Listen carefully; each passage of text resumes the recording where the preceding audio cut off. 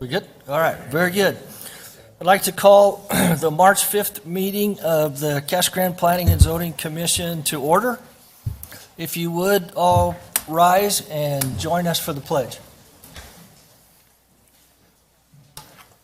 I pledge allegiance to the flag of the United States of America and to the republic for which it stands, one nation, under God, indivisible, with liberty and justice for all.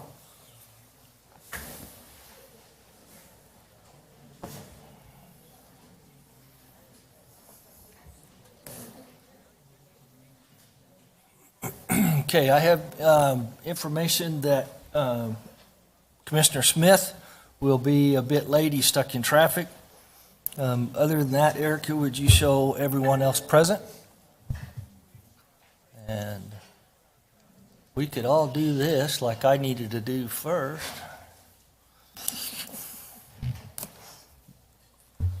Okay, and next, I'd love to review ground rules. A whole lot of folks here. Appreciate so much for your coming.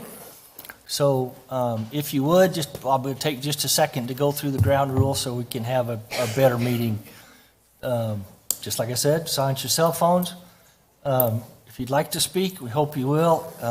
Fill out one of these speaker request forms. That will help us.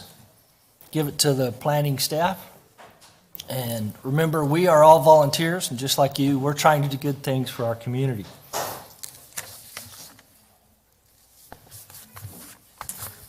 Okay, the normal agenda item steps. We'll have the staff presentation, and then the commissioners will ask questions of the staff. Then the applicant or their representative will come up, be able to give a presentation. We'll ask them questions. Then we'll open it up to the public for your input, and then when you've all been able to have your input, we will then come back and the commission will deliberate. When you do come up, I will call the speaker cards first, and if you haven't filled out a speaker card, that's okay. We'll get you up after the folks that have. Please try to speak into the microphone so we can have it for our record. Keep your comments to 3 minutes. It's going to be very important tonight with as many folks that are here so that everybody gets a chance. Understand this is the time for commissioners to gather as much input as practical, so we may not be able to respond. It's likely we will not respond directly to your comments, but we appreciate very much your giving them to us. And again, thank you all for being here. Director, any changes to the agenda? Mr. Chairman, there are no changes to the agenda. All right. Commissioners, you have a set of minutes. Chair, I'd like to make a motion. Thank you. I'd like to make a motion to approve the minutes of the February 5th, 2026 meeting. Very good. Second. I have a motion and a second. Any discussion? Hearing none, all in favor? Aye. Aye. Aye. Say aye, I'm sorry. There was a long Do I need pause to instruct it? I'm sorry. Yeah, keep it flowing. Okay, I think it was unanimous. Minutes are approved. Okay.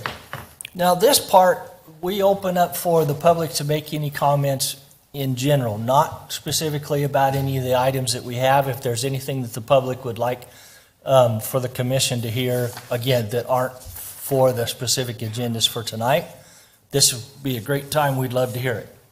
Anybody from the public like to address the commission?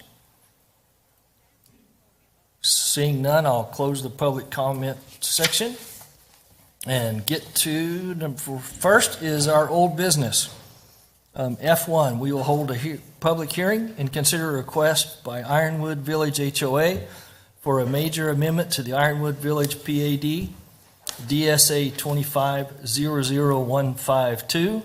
Jim, talk to us. All right, good evening, Mr. Chairman and members of Planning Commission. So this item was in front of you at the January Planning Commission meeting. However, it was tabled to provide opportunity for the Ironwood Village residents and the Ironwood Village HOA to discuss the matter internally and hopefully to arrive at some sort of outcome. But it is in front of you again this evening. And because we did give a presentation back in January, I'm going to give a truncated presentation this evening, but just to refresh everyone.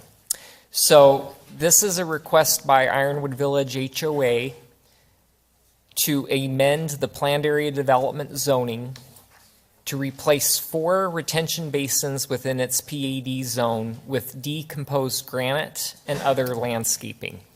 The amendment would just affect 4 specific basins identified on this map. And of course, for everyone's benefit, Ironwood Village is the active adult community located at the northeast corner of McMurray and Peart. This is one perspective of the 4 basins in question. This view is another direction. This one's looking south. Here's another shot of those retention basins. Now, I would say that in general, it's a little bit unique that changing out the materials in the basin is a matter of a PAD amendment. But the reason why this is in front of you is because within the planned area development guide, there's some language that talks about it being the basins, needing to be turf. So the highlighted section here says the Greenbelt open space will include turf areas similar to that as shown in the development guide, which reference certain exhibits. And the exhibit that's within the development guide surely shows those 4 basins with turf. And then it also indicates a final landscape plan will be submitted to the city. And the idea is that the final landscape plan that was approved, and that's an administrative process, would be compliant with what is required in the planned area development guide. And so an excerpt from the approved final landscape plan certainly shows those areas in question as turf. Now, the request by the HOA is to change it up a little bit, and within those 4 basins, provide a mixture of materials, not turf, but decomposed granite. And they have provided a red-lined final landscape plan where they're proposing a mixture of decomposed granite and shrubs and trees in those 4 basins. And they did provide a typical of what that would include, and as well as the type of decomposed granite proposed. So with the amendment, it would remove a total of 0.29 acres of turf. And I do want to point out that no changes are proposed to the east-west green belts that run between the homes. The conversion of those 4 basins would result in a total of 5.87 acres of decomposed granite throughout the community, because there is already granite in some areas, such as along the street frontages of McMurray and Peart. And it would result in a total of 2.62 acres of turf. As I mentioned, this was presented previously, but it was tabled. Since the time that this matter was tabled, there was a town hall meeting held, and that's just to describe a meeting held between the HOA and the Ironwood Village homeowners. And also since that time, there was a survey that was distributed to the Ironwood Village homeowners. The survey was responded by 72% of the residents, and it covered a myriad of options and preferences. It wasn't just yes to granite or no to granite. It was kind of a myriad of different scenarios. But The majority of the responses were okay with the option for decomposed granite with some landscaping in those 4 select basins. Staff does recommend that Planning Commission approve the amendment to the Ironwood Village PAD, but we are recommending the following condition, which is the HOA is to work with its landscape maintenance company to do a survey on the approved landscape plan and replace missing trees and shrubs with new trees and shrubs in accordance with that approved landscape plan. Because there is some belief that there is probably some missing materials, particularly along the McMurray and Peart frontages. And so this would be an opportunity to just ensure that that's brought up to conformance with the plan. And I do also want to point out that this amendment could be approved, and so that in their zoning guide, it would say they do not have to have turf, but that doesn't necessarily mean that they can't leave the turf. It just is providing some additional options. And I'd be happy to answer any questions. Commissioners, questions for staff?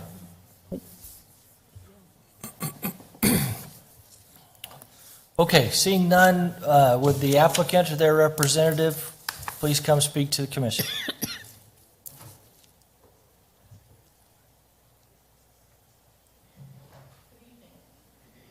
My name is Kat Buck. I am the current president of the HOA. Since our last meeting, we have had a turnover in board, so I am now the new president. I do want to point out that we did get our trees and our shrubs along the front up to code on that. We got that done last month, in February. We have had actually 2 surveys at the request of some of the homeowners. We had sent out the first survey, which did have 4 different options. We did that prior to that town hall. So a couple of times we were asked to send a second survey after the town hall.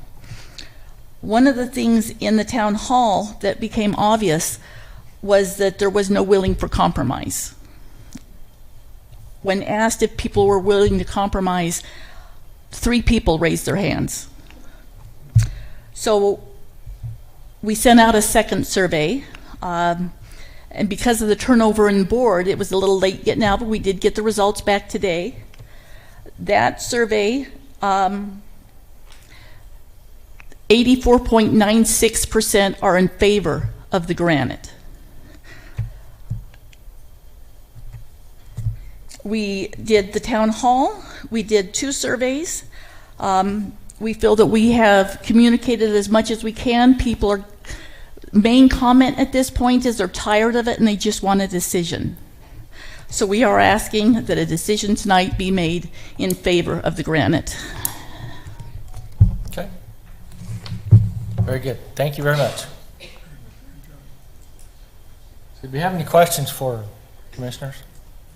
Oh, very good. Okay, I will now open the public portion of the meeting for this item. So I have quite a stack of cards here, so if you would, when I call out your name, please come on up as quickly as you can, and please try to stick to the 3-minute guideline so that everybody can get in and speak. So first, Mary Egan. Chairman, I'd like to note for the minutes that Member Cortez Smith is now present. Okay, wait just a minute. We'll have him After- come in okay. at the end of this decision. Good evening. My name is Mary Egan. That's E-A-G-A-N, Reagan without the R. 1427 North Agave. One of the things that I'm concerned with and why I'm in favor of the granite solution is, as we're hearing, other communities in the valley are increasing their water rates. By increasing the water rates, we're going to continually see increased water bills in trying to support SOD. And so I just wanted to present that. Very good. Thank you very much. Appreciate Thank it. Cat Buck. That was it. Lonnie Buck. Did you want to speak? Very good. Larry Johnson. No, you're going to decline? Okay. Scott Buss. No. Judy Tawny? No. Gayla, I'm going to mess all these names up. Crane? No. Denise? Roweirder? Rowitter. Sorry. That's okay. You can call me Denise. I joined Ironwood Village in March of 2020, and I love the place. It's been very nice to live there. The basins that we are talking about have been fun for me to walk my dogs by and such, but it's never been up to a standard as the rest of the village has been. I do find that there's many people who really want to try this, who really want to have something with trees and bushes and such, and I would have to agree with that. So I'm very pleased with the fact of the way the community has come together and has now at least a decision. We can always make more improvements as we live there. And that's what I feel about this proposal. Thank you. Thank you. Knudsen. You pronounced that right. Well, I have a Norwegian bride, so I've got an idea. Okay. D. Knudsen, 1551 Manor Drive, East Manor Drive, immediate past president of the HOA. When we were before you the last time, we shared with you that every year since 2016, all turf areas have been maintained through pre-post-emergent for weed control. Soil amendments to enhance the Bermuda and help it grow, help its roots grow and expand and become healthy. Aeration, dethatching, all of that kind of thing has been going on all this time. The east-west basins and the grass areas around the clubhouse and the main gates have all responded and done quite well, but for those four basins. Those four basins are circular in nature. They are somewhat confining. They do what they're supposed to do, which is retain water. The city, of course, has a 2030 general plan. And in the landscape category, it talks about the steps that are in place for using drought-tolerant plants and complementary irrigation systems. And it also includes suggestions for limiting turf grass areas. But yet here we are with our PAD as a guide that we must follow as an HOA. We have an opportunity with these four basins to go ahead and change them, convert them, and save a little water. You know, we live in a desert environment, and every drop of water counts. You know, and really, the loudest voice in this room ought to be water. Thank you. Thank you. Suzanne Dinwoody. Okay. Jeff Clark? No. Betty Clark?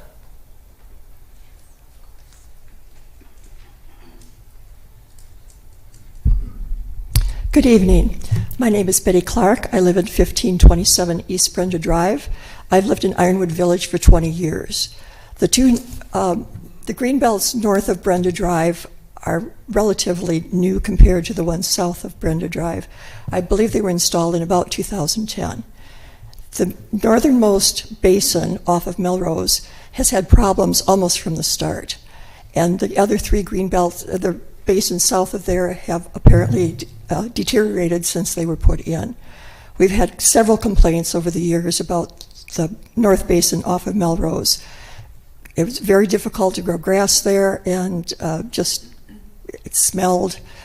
The HOA board has done what it has seemed, what it has, as best it can, to put in drainage in those areas to try to keep the grass growing and try to keep them attractive.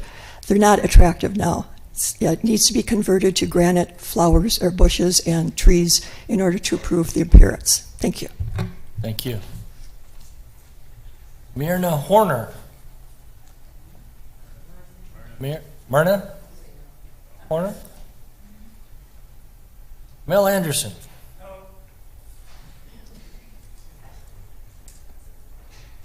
Joseph Jesty? No. Monica Jesty? No.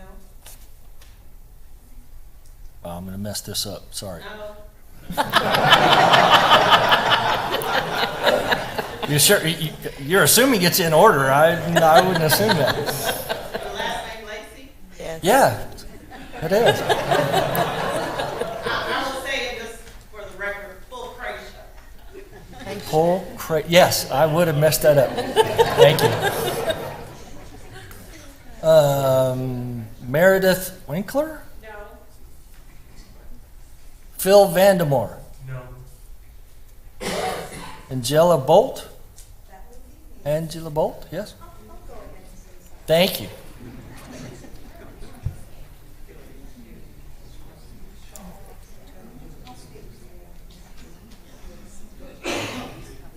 Oh, Angie. I know Angie.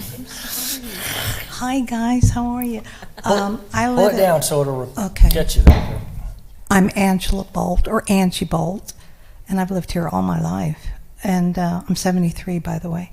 And I just moved to Ironwood Village. It'll be a year in March, and I do walk my dog down these basins, and nobody's ever there. Nobody.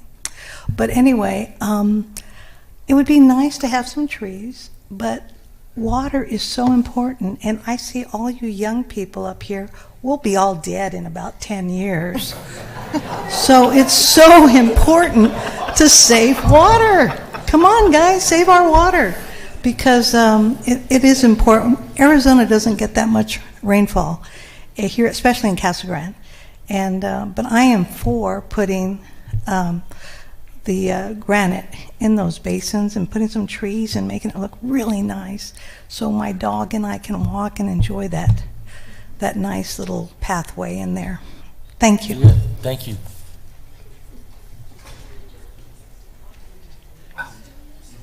Jen Monder. Oh, no. Here. Marlene Vandemore. No. Kate Boswell. No, thank you. Pam Clausen. No. Anybody else like to speak to this issue? Yes. Come on up. You know how to do this.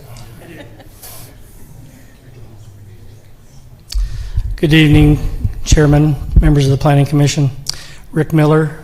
I reside at 1559 East Brenda Drive in Ironwood Village. I've been there for over 10 years. My wife and I bought into Ironwood Village. We knew the spectacular development that it was. I was very instrumental in the planning of that when I was the planning director here. And we bought specifically on a property that fronts on two green belts, one that runs east-west and one that runs north-south. When we bought there, all of the green belts were extremely green. They overseeded in the winter. It was beautiful. They're making it sound like we live on a golf course. We do not. When they talk about the amount of granite that we have in our subdivision, every yard in Ironwood Village, every yard is full of large screened rock. There's a very limited amount of turf area in this development that was indicated on the exhibit that was shown to you earlier in the presentation. My wife did a lot of the work at one time reviewing bills for water use. The water use has really not changed. The bills for the water has not changed that significantly according to her research over the last 10 years. There may have been a year where it was higher, but I think that may have been the year that they drained a very large swimming pool on 2 occasions to rid it of the algae that was growing in the pool. A pool will lose 6 feet of water through evaporation every year. We're talking about 1,200 square feet of grass, very minimal amount. that was very green, that was very well taken care of by a maintenance crew that used to take very good care of it. This grass was killed, as we mentioned at our last meeting. We tried, I think, to voice our concerns and opinions at the direction of the Planning Commission to come to a compromise. What was said earlier about 3 people raised their hand about trying to reach a compromise, that was in the last minute of that town hall meeting when they said, would anybody be willing to compromise? We didn't have any pictures. They weren't showing us what the compromise would be. We said, no, we can't compromise on something we haven't seen you propose for us. So we get another survey. It's either rock or grass. So we are back where we were at the same position with a lot of support here you can see tonight. There's a lot of people that were concerned about the last survey, about an email address that had to be provided, about a phone number that had to be provided, and whether or not this was going to be a truly autonomous survey or not. There's a lot of mistrust with this board right now, and it's created a major, in my opinion, divisive situation that's putting you as a planning commission in a very difficult position. I appreciate your time tonight. We hope you will deny their request. Thank you. Anyone else like to speak to this issue? Okay, seeing none, I'll close the public.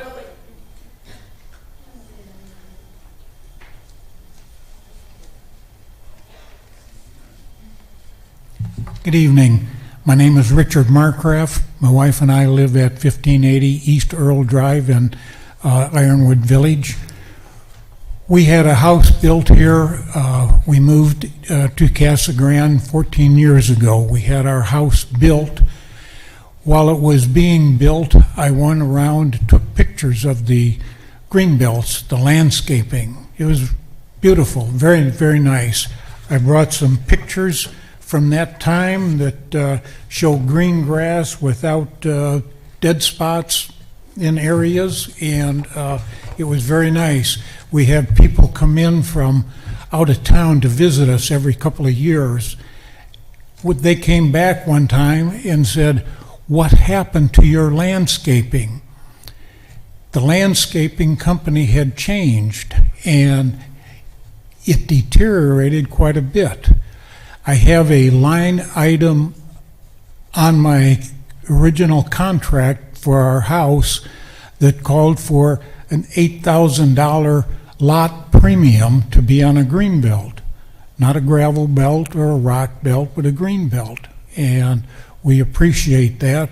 We'd like to see it maintained that way. And it seems to me, I've mentioned in the past that the Scott's Grass Company will come out and do an analysis of your situation and make recommendations as to what you should do, what kind of grass you should use, and that sort of thing. I understand the universities will do the same thing. I'm unaware that that's ever been accomplished or tried to make arrangements for something like that. But I'd really like to see us maintain our green grass. It's, to me, the water bills are not that expensive, and they've not, apparently, in my opinion, been going up very significantly.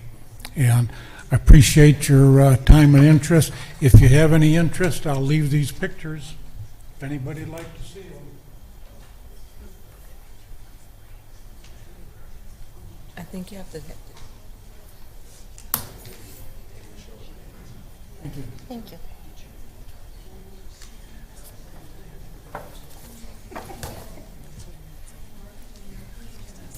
Anybody else like to speak to this issue?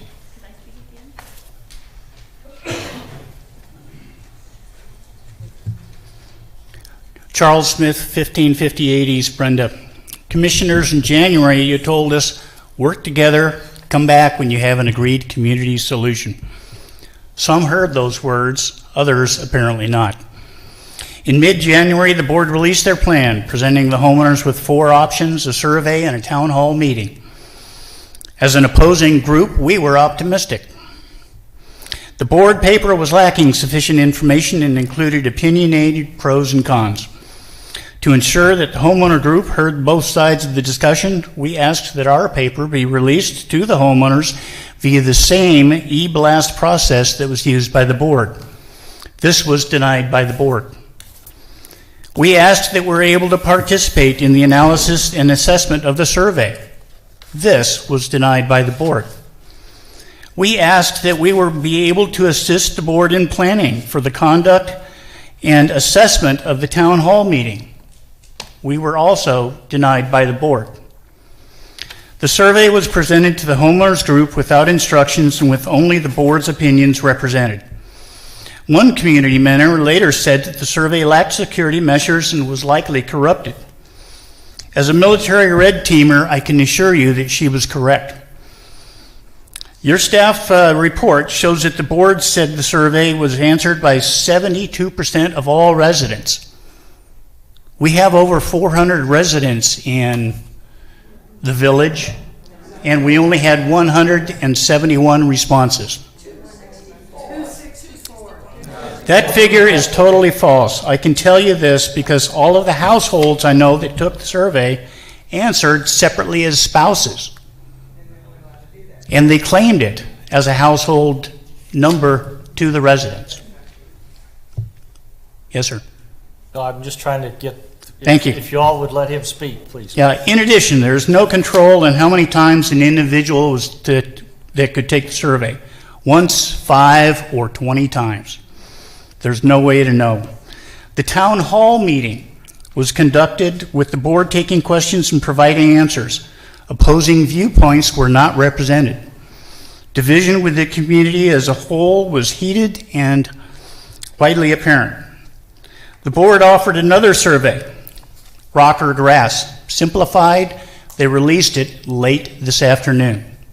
Why would they do that? One interesting from the comment from the town hall meeting was that the homeowner opinion really didn't matter. The board said they had the ultimate decision. So where are we right now? Exactly where you were in January. The board has asked you to make the opinion and make a vote, and so that we can go down that road. I'd like to remind the commission that the original pad for Ironwood Village has stood for over a quarter of the century. Your 3 minutes. Thanks, sir. Thank you. Anybody else like to address this issue?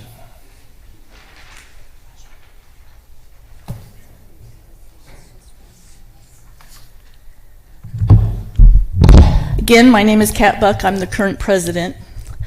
I would like to address a couple of comments said. One was said that the year the water went up was we drained the swimming pool. We drain that every year. There was comments that there was no renderings available. We've had renderings available of our ideas, the plans on the HOA board and on the Ironwood Village site. Anyone can look at them. We were just said that, why did the survey come late? Well, I already addressed that. We were in a rush to get it out. It takes time. They got it out as fast as they can. It was a monkey survey. The accusation was the first survey you could vote more than once. We took that into consideration this time, and that is why we asked for the name and address and phone number of those individuals. But the survey, when it was sent out, it said that this would remain anonymous, that the board members would not even be given that information. We were not given that information. That's part of what took so long. AAM had to take all of that information out so that no one saw the personal information. So even as president, I have not seen that.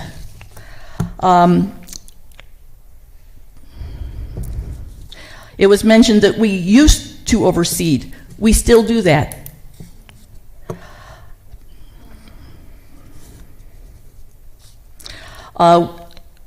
It was said that we refused to send out a paper of pros and cons that was given to us. I could supply you with the ones we sent out and the ones that he wanted to send out. There was the first one that the board sent out was full of just facts taken. I did a lot of research on it, got just facts, no personal opinions in it. The one that he wanted to send out was full of personal opinions and comments that were a little rude about the board. So no, we were not going to send that out. We have done everything we can. We are not going to get a 100% agreement on this. It's not going to happen. We have 264 homes. We have an 84.97, I believe is what it was, 84.96 responding in favor of Granite. I don't think we can get better than that. Thank you. Yes, ma'am. Please come up.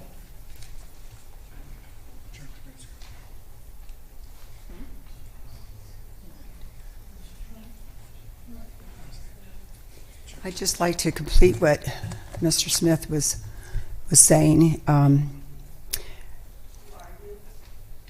I just, Can you give I'd us, like can you give us your name and address? Oh, I'm sorry. Good grief. No worries. I'm Annette Sherfy, and I live at 1587 East Laurel Drive in Ironwood Village. I've lived there for 19 years. And I'd like to remind the Commission of the original PAD for Ironwood Village. It has stood for over a quarter of a century. It reflects the developer's vision of the aesthetically pleasing place for the community to prosper. Every homeowner in the village bought into that vision, and that vision has more than enough life in it to continue unaltered for the future. I also live on the green belt, and that is how we bought it, because of that, and wish to keep it that way. I also said in the last hour before, well, okay, so about 4 o'clock, I was made aware by one of my neighbors that there was an email sent out. I did not receive that email. I went and I searched my emails. The last email, there was none. So again, we can't really know what's going on because some of us get the emails and some of us do not. And I've lived there for 19 years. Thank you very much. I really want to have our integrity maintained. Thank you. Anyone else like to address this issue? Come on. Oh. You. As the Knudsen, immediate past you've already president- spoke. Let's be sure. I'm sorry? You've already spoke. Let's be sure that if anybody else wants. Okay. I want to be sure. Anybody else want to speak on this issue? Okay. Is it, yes, is it new?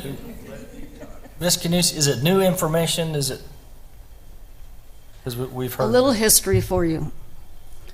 As a member of the Board of Directors for 6 years and a long-standing resident of the community since 2007, I can tell you that there has been a division in this community for a long, long time.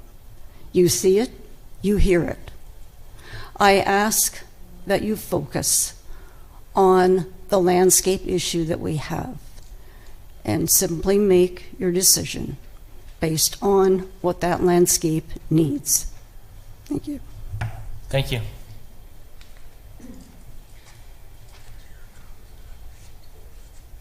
Anyone else? Okay, I will close the public portion of the meeting and bring it back to commission. Commissioners? Discussion?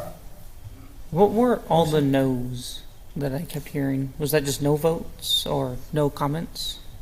I assumed that they were declining coming up to speak. Oh, okay. I wasn't sure. I had no better information than that. Chairman, I think on the speaker card, they put support or not supporting the item.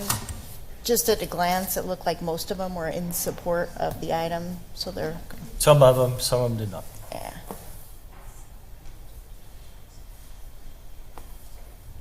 Yeah.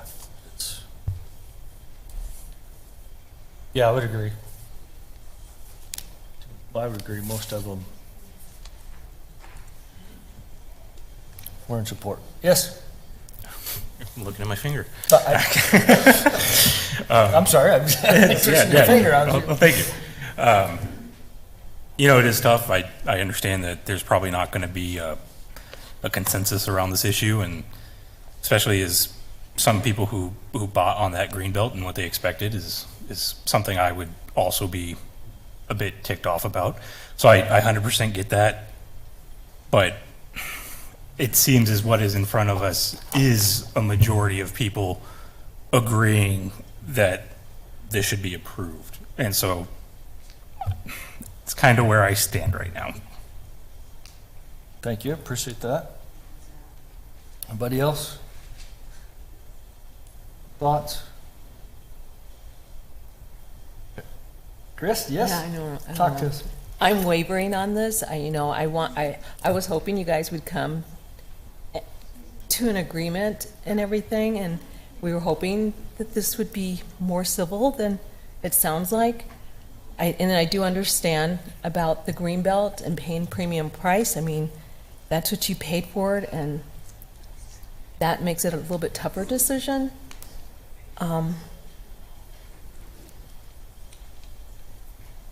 I'm not sure. I was hoping it would be, that we gave you an extra month to come together and it would work out.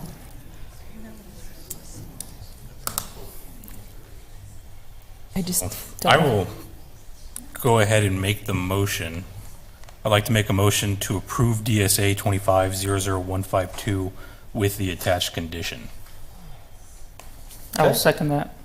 All right, I have a motion and a second. More discussion on the motion. Hearing none, please call the roll.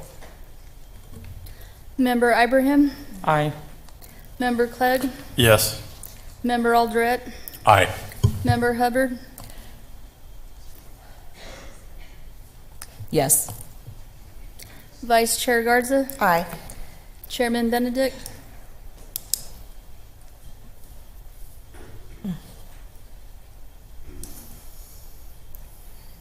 Well, it's already voted, but I vote no. Motion passes. Thank you all. Appreciate your help. Very difficult for all of us. Please let the record show Commissioner Smith has arrived and is being seated. Noted, Chairman. Yeah, sorry. And what would your vote be?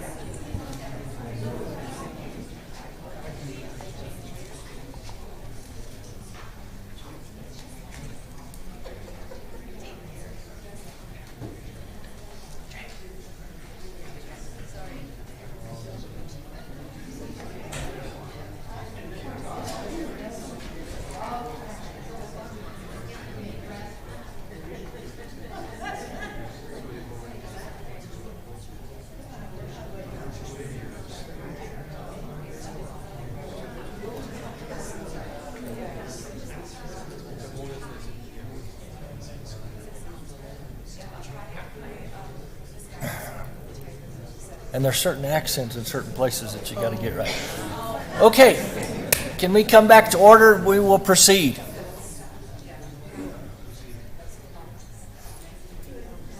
Next up is item G1. We'll hold a public hearing and consider forwarding a recommendation to City Council for a request by Darrell Wilson on behalf of Colliers Engineering and Wendy Rydell of Barry Rydell for a zone change on 273 acres of land, Florence Boulevard and Cottonwood, from UR Urban Ranch to a PAD, DSA 2500106. Jim. All right.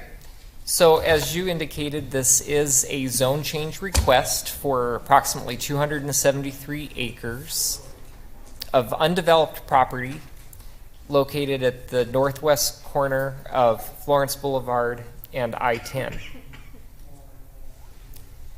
The area proposed for the zone change is outlined in blue here on the screen. It involves property as far south as Florence Boulevard and up to Cottonwood Lane on the north, and then east of the Palm Creek RV Resort and west of I-10.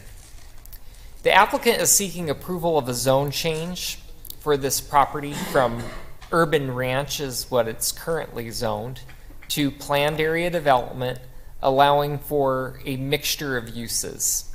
They are proposing a mixture of commercial, industrial, and residential land uses.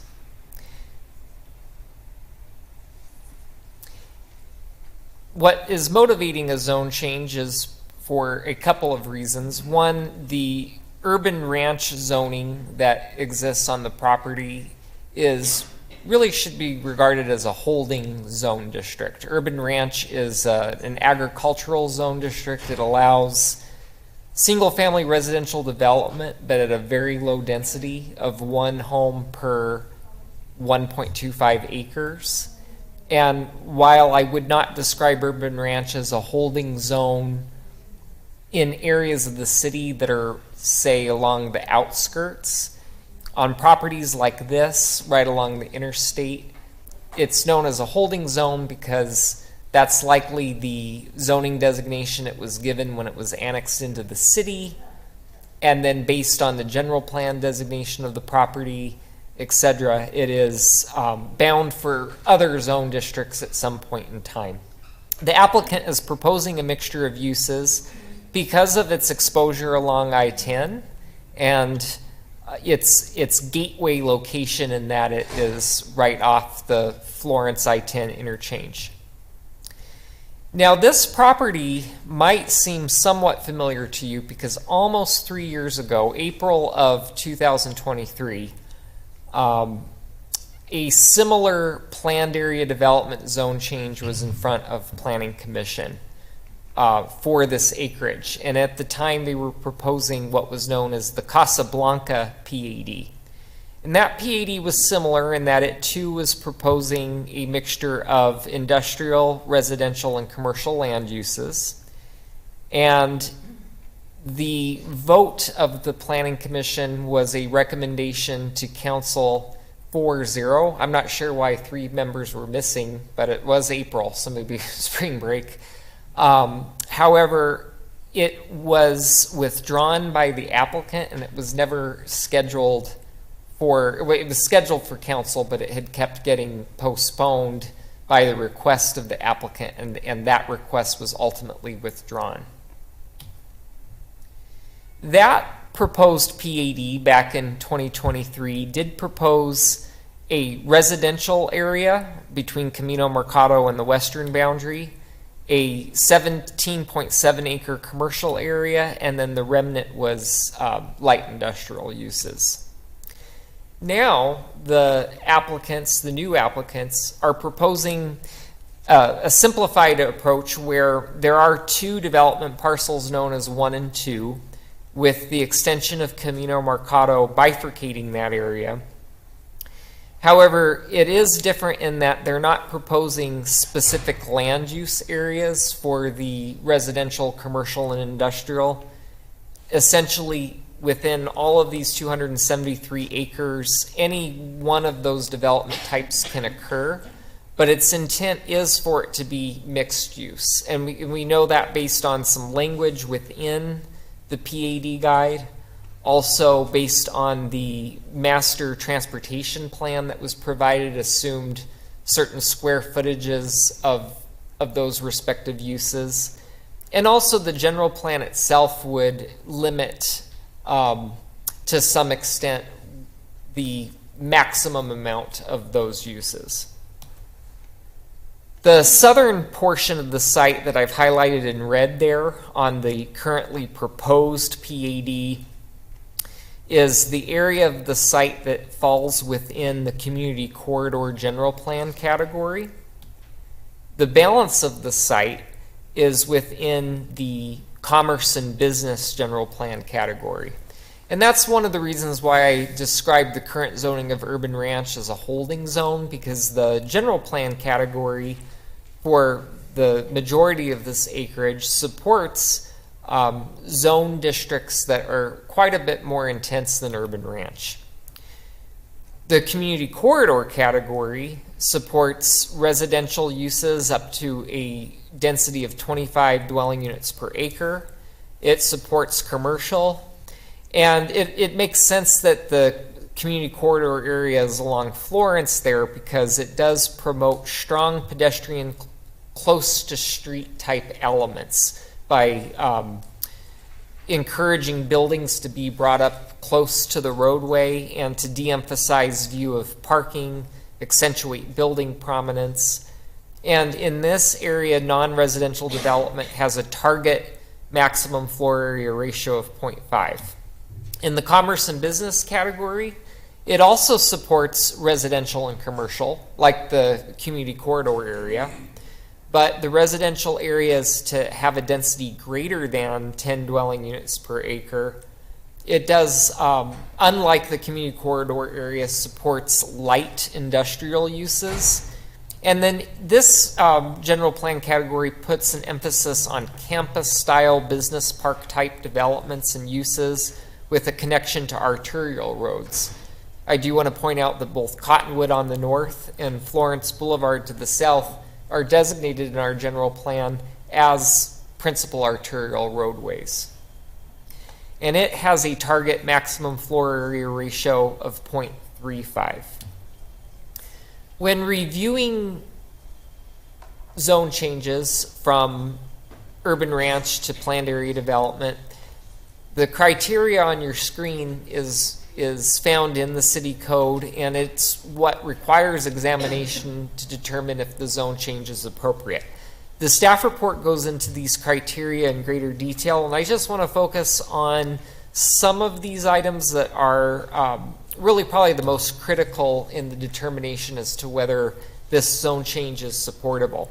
The first one I want to talk about is the relationship of the plan to surrounding uses. And I do have to say it's a little bit of a hodgepodge here.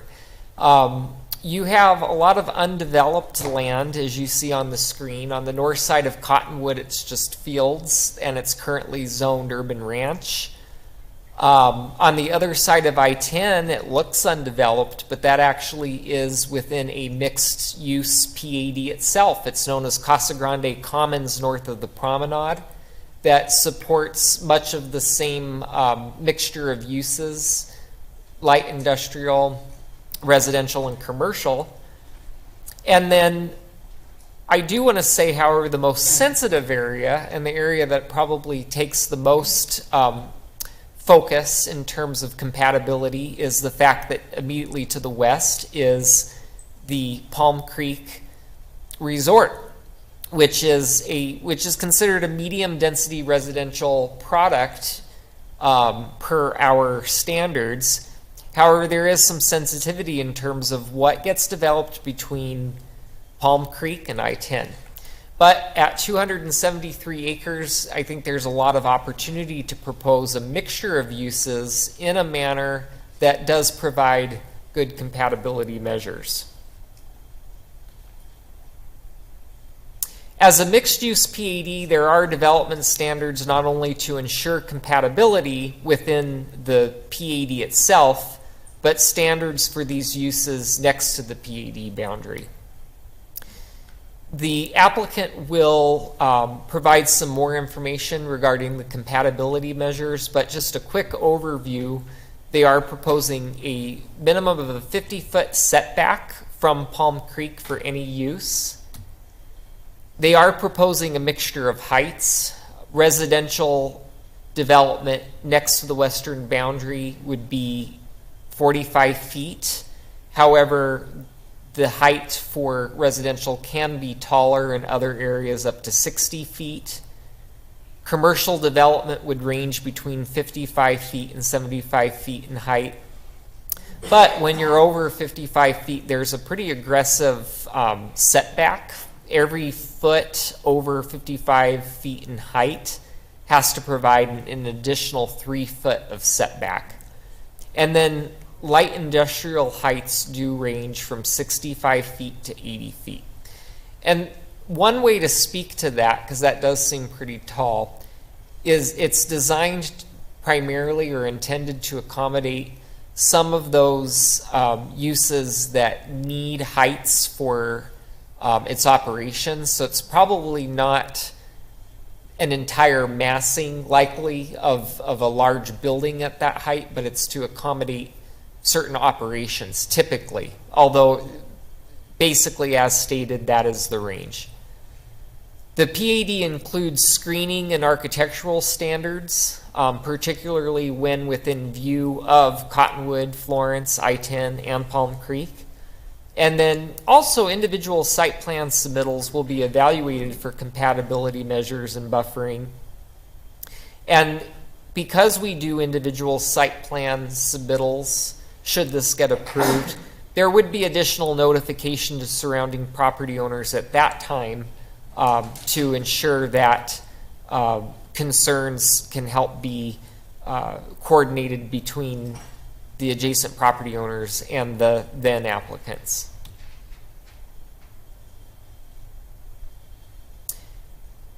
One of the review criteria that I've already touched on is general plan conformance, but I want to revisit that concept just because there's a couple of more elements to talk about. In the commerce and business category, which the majority of the site is, also includes a requirement that that there be a excuse me, I just wanted to point out that within the commerce and business category, it does support light industrial as a use, but it also supports a mixture of other land uses in that area. But it does speak to also a relationship to arterial roads. Also in the general plan, it identifies our trail plan. And what I have shown up on the screen here is the Casa Grande Linear Park Trail, which is planned to run along the west side of I-10. One of the things that we looked at is, because this area will have a mixture of uses, we wanted to ensure that there was opportunity for trail connections. And so the PAD does include conceptual location points where access to that trail will be granted. Within the commerce and business category, there's two particular, there's a goal and an action step that I want to speak to. Goal CB-1 talks about developing economically competitive regional centers of commercial activity. An action step to achieve that goal is to promote a wider range of uses than traditional commercial areas, including blended commercial and industrial sites. And it goes on to say to prepare for changes in demand for retail and other commercial uses, because I think the idea is the era of a lot of retail power centers is kind of over. And so to diversify a general commercial area is important, and one way to do that is by introducing some other uses within that mix. With regard to the community corridor category, one of the goals is to promote diverse business, retail, and office uses, and an action step associated with that is to encourage mixed-use commercial and retail structures to create a higher density of uses along major corridors. Another category that I want to talk about, and it's probably one of the more significant ones, is the impact of the plan on existing and anticipated traffic. A transportation master plan was prepared by Lokahi, and I'm not sure if I'm pronouncing that correct, engineering. This master plan is a high-level document. It is prepared at the time of zoning to make some land use assumptions on what could be developed in that area. and it assumes what type of improvements may be needed when these 273 acres are built out.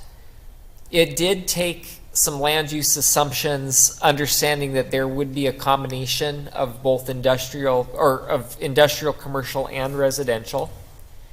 And it did make an estimated trip generation of 15,961 weekday trips, and that's at build out, with 978 trips during AM peak hour and just shy of 1,400 trips during PM peak hour.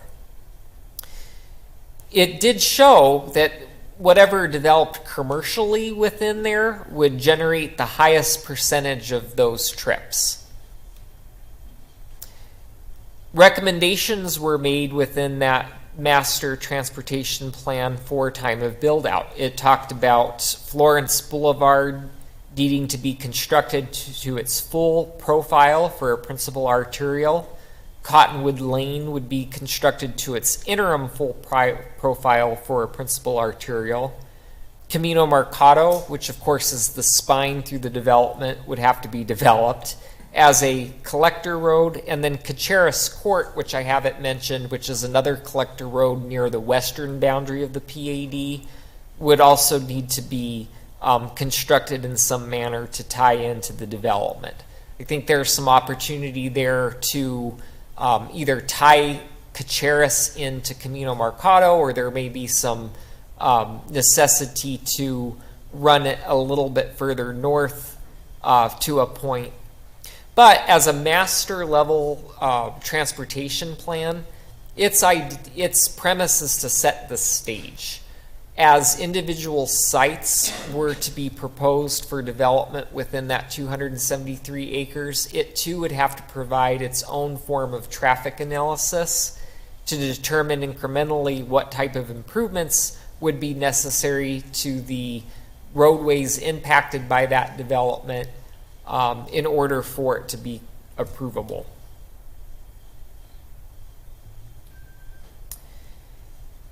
The screen on the left is kind of a retelling of the conceptual circulation plan that's provided in the PAD, but this just is more visually helpful, I think, for the PowerPoint presentation to show what I meant by how Caceres Court could potentially curve into Camino Mercado, the extension of Camino Mercado through the site. But also the circulation plan shows other east-west access points through the development that are important due to the fact that there are some parcels, or two parcels in particular, that are access challenged and are ultimately going to be reliant upon development of this site for its access. The two parcels are approximately a 27-acre area that does front Florence Boulevard, but it's where Florence Boulevard starts to have grade separation going over I-10. So it would be very difficult to provide direct access to that parcel via Florence. And so there is a need for circulation elements to ensure adequate connection, not only to that parcel, but also there's a very thin parcel east of that between it and I-10. It's about 200 feet wide that would also gain its access through this site. So there is one of the technical modifications talks about ensuring that that is adequate. I have been in discussion with the owner of that 27-acre parcel, and he's been working with the applicants directly to ensure that the PAD provide adequate language. And at last indication, that has been worked out. But that's all to say that what makes it very tricky here is that we don't know the specific siting of buildings, not only for this PAD, but for that gentleman's property either. So it is a little bit difficult to to pin down exactly how the access circulation should work, but I do believe they have reached a solution. Regarding the notification process, there was notification sent out to adjacent property owners that this application was under review at the end of the year. And then there was notice of public hearings mailed out to owners of property within 1,000 feet on February 17th, announcing the scheduled public hearings. And then there was also a newspaper publication and 2 sign postings, one on the north end of the site and one on the south end of the site. Staff has received some correspondence that's been distributed to members of the Planning Commission by primarily residents of the Palm Creek neighborhood, and they will have an opportunity to voice their concerns in this meeting. But as a quick summary, what their concerns were traffic and visual impacts, the potential noise, and then also preference to see this acreage developed as neighborhood residential. Since it is within view of I-10, the idea is that this could really be developed as a marketing tool for passersby on I-10, as this can be your home. You don't have to commute on up to Phoenix or on down to Tucson. You would already be home by now. Staff does recommend that Planning Commission move to forward a recommendation to Council to approve this PAD, subject to some technical modifications and conditions. Primarily, the technical modifications do entail revising the master traffic study to meet with the traffic consultant's recommendation. And then also, I do want to specify on number 2, there has been a little bit of an update. Currently, the PAD mentions that signage will follow the sign code. That's a little bit problematic because our current sign code is by zone district and not by use. And so ordinarily, there would be a comprehensive sign plan submitted at the time of site plan submittal. And staff is actually making a modification to its recommendation to state that comprehensive sign plans shall be considered by the Board of Adjustment at the time of site plan consideration that's done administratively. Our code does speak to a comprehensive sign plan process where the Board of Adjustment is the reviewing entity for that. And then there is one condition of record that is fairly standard with zone changes, but I do want to indicate that per our code section 1768-550, this does place a condition on the property that the city is able to achieve right-of-way dedication if it's necessary ahead of when it would typically be required at the time of development. This would allow for the potential right-of-way dedication that may be necessary for Cottonwood, Florence, or other roadways if it's determined necessary for an existing or proposed public works project. And I'd be happy to answer any questions or continue on with the discussion. Commissioners, questions for staff? Mr. Chair? Yep. Refresh my memory. Is there a planned interchange at Cottonwood, or is that up at Courtson? There would not be an interchange at Cottonwood at this time. One is planned for Courtson. Okay, thank you. Yes. Yes, I have one. In regards to the noise, you had mentioned that. Are there any future plans or possibilities that you may be putting some sort of a sound barrier between I-10 and actually the trail?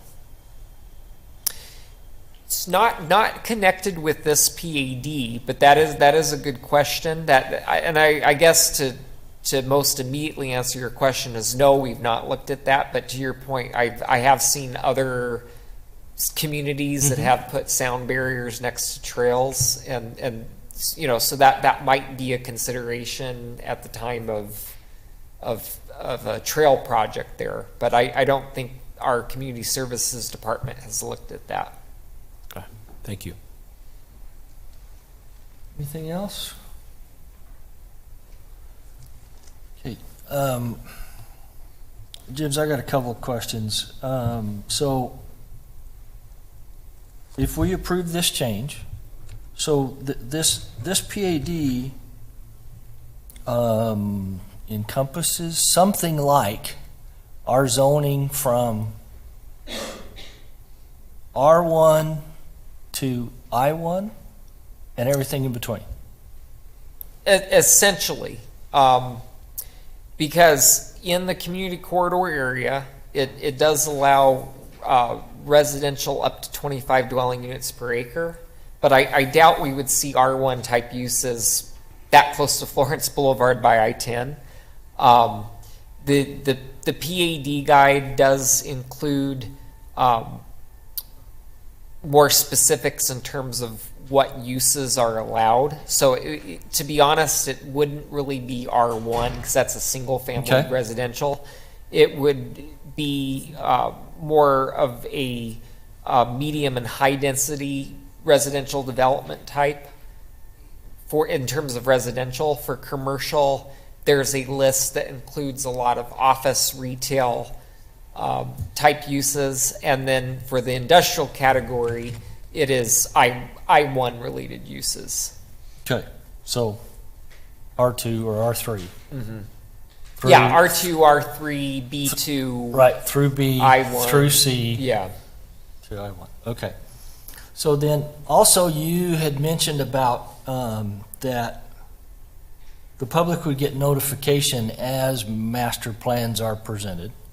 So through our city code and the new procedure of reviewing site plans administratively, we do still have a neighborhood engagement and public notification process whereby at a minimum we would notify of site plan review to property owners within 300 feet, but there is discretion to expand that notification wider as determined by the planning department. But there would still be an opportunity for public feedback that could be incorporated into the review of the site plans that we do administratively.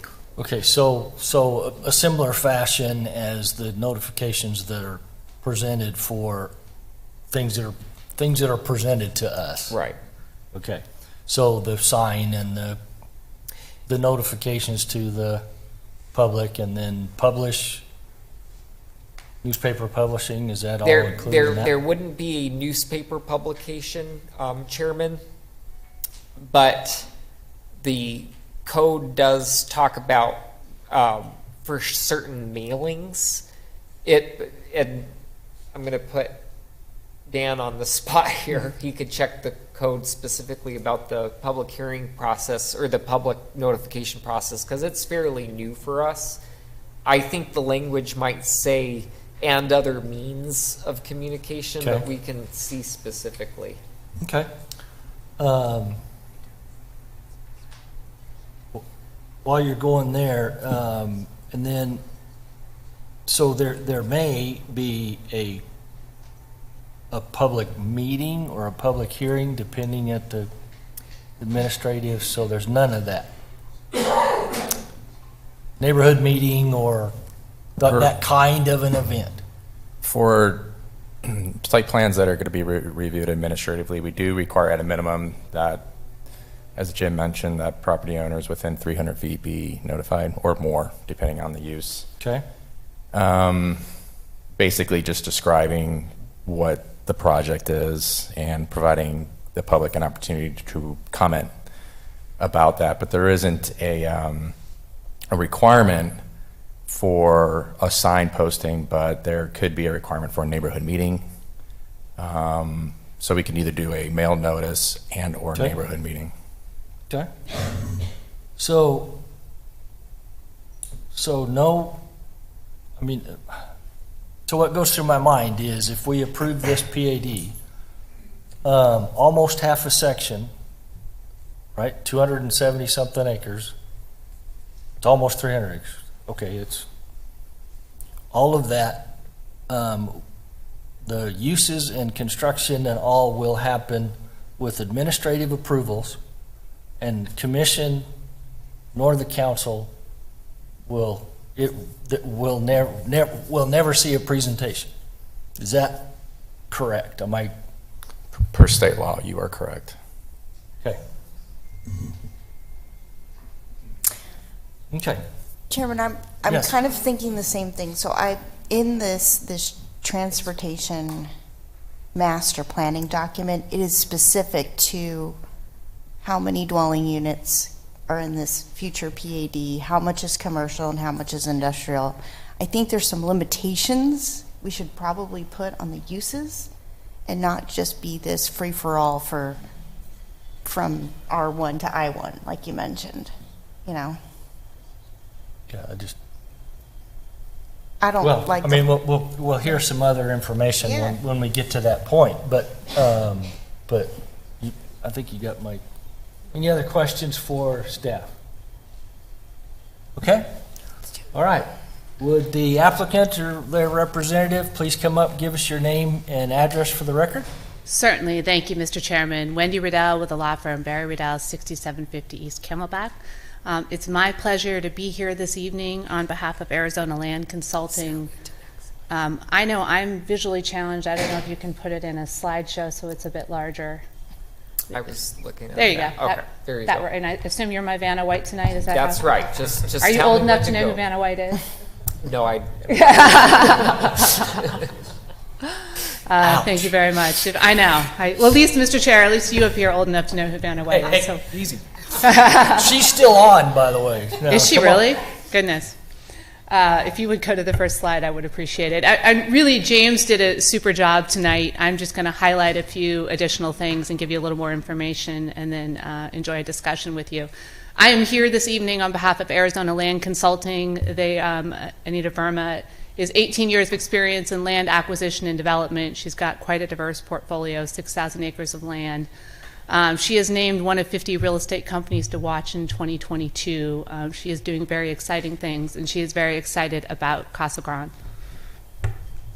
The site location we're talking about, as you mentioned, 273 acres. It is west of I-10. We've talked about the fact that it's in this holding category, but does have these planned uses based upon the general plan of commerce and business and community corridor. We do also recognize that this piece is a gateway to the community, and we are excited that there is long-awaited development and investment that is finally here. We have a thoughtful, high-quality development that we think meets this vision and certainly meets the vision for the general plan that this community has, and we hope that it provides a catalyst to future development around here as well. So the request is a rezoning from urban ranch to PAD. It is, as you've noted, a mix of residential, commercial, and light industrial uses. So possible land uses we're looking at is residential. It would be, as Jim correctly noted, we are not talking about single family. There could be some medium or high density, but it is primarily commercial, office, medical, retail, restaurants. We do have interest from a grocer. I'm about to tell you a little bit more about that. Business park and some light industrial uses that we think would be appropriate here. As I mentioned, everything we're proposing is consistent with the general plan. The general plan actually specifically talks about the need to have blended commercial and industrial on this site. It talks about encouraging mixed use. It talks about having that higher density along Interstate 10 and then promoting that balance of uses, all goals of our project here. So when you look at potential land use layouts, you will see we do anticipate commercial uses will be up closer to Florence Boulevard, again, consistent with what that general plan. You could have a mix then of some business park, multifamily, and then that light industrial towards the back. And you see a couple possible configurations. You'll notice that we've focused on connectivity, making sure that we bring connectivity through the center of the site and through Caceres as well. Next. And as I mentioned, we do have an LOI with Winco. Winco is very excited to come here as a grocer. They think this is a great site, and we think ultimately a much-needed community amenity. I'm showing you their tentative layout, what that would look like, and where they would want to go.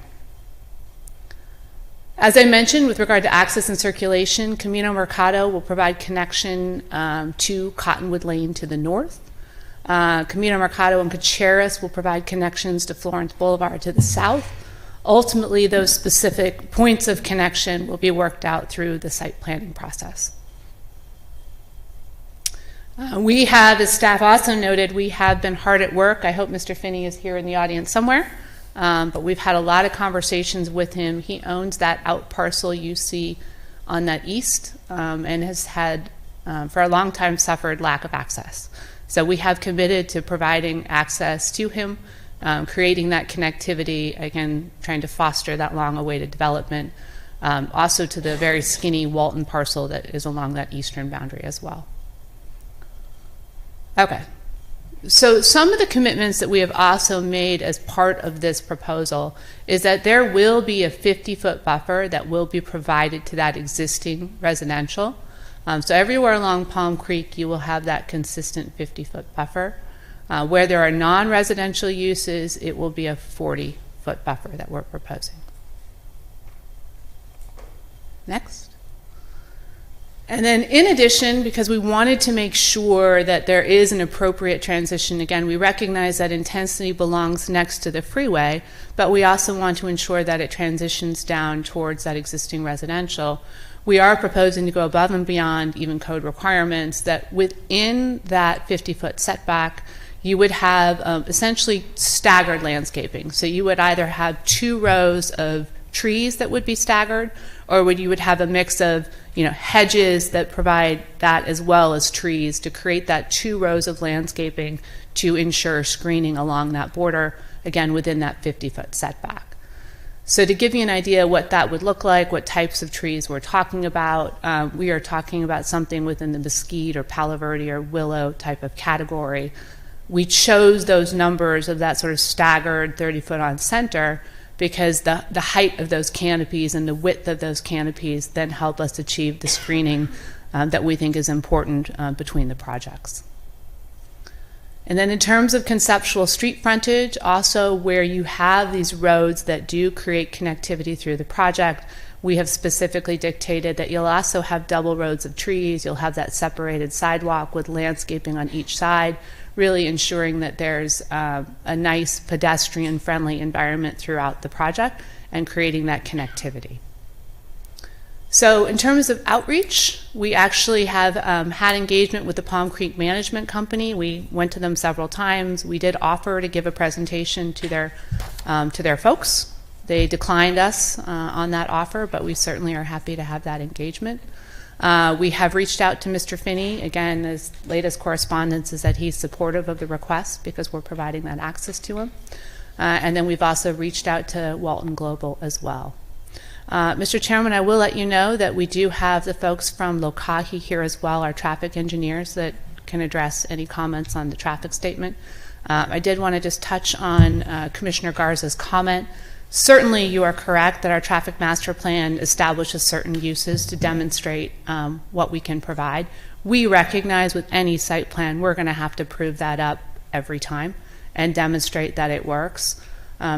I also recognize that the state legislature robbed you folks of the ability to look at site plans. I have lots of things I could say about the state legislature. I don't know that that was a great plan, but we're sort of stuck in the same position. And as we bring those site plans forward, we do welcome working with staff, we do welcome working with the community and being able to demonstrate how our project is beneficial to the community. Ultimately, it is important to us to retain some level of flexibility as we are trying to get the highest and best uses to come here. And so that's the balance that we're trying to strike tonight. With that, Mr. Chair, members of the Commission, I'm happy to answer any questions that you may have. We certainly respectfully request your support tonight. Very good. Commissioners, any questions for the applicant? Yes, I have some questions. Please. I don't know if you ever received my comments I had written to James regarding the organization of the PAD. Mr. Chairman, Commissioner, Yes. I did, and frankly, I agreed with them. Okay. And so we have modified and are working with staff, their technical modifications. We have essentially eliminated the land use transition table and made our setbacks much cleaner and much clearer. And then we've also referenced when it's a commercial use and an industrial use that it needs to follow the commercial standards. So I think you had a couple of comments that were layered in there, and I think frankly we agreed with each and every one of them. Okay, thank you. But I also have another question. Of course. So looking over it again, in your multifamily residential development standards, you have the ability to do a higher, or a max height that's higher if you're against non-residential uses, but it doesn't state within your standards as to where on the parcel after that 50-foot setback when you are adjacent to a residential use, where does it transition to you're now abutting a non-residential use? So where does that 45 go to 60 after that 50? You are quite astute, Mr. Chairman, members of the Commission. Absolutely. We caught that as well, and I don't know if that comment came from you or it was in our review. I think the idea would be you'd have the setback, you'd have the lower height, and then if you're going to have additional height, it would step back from there. That's the idea. But I acknowledge it was not clear in the PAD, and that needs to be clarified. Okay, thank you. And then one more. Yep, please do. I'm almost afraid. In regards to the permitted uses, you have data processing and hosting services, so data centers. My only real concern with that is on parcel 1 in relation to Palm Creek, just because if you are doing as a primary principal use, not necessarily as an accessory use, because I know hospitals or anything like that, they may need data centers as an accessory use.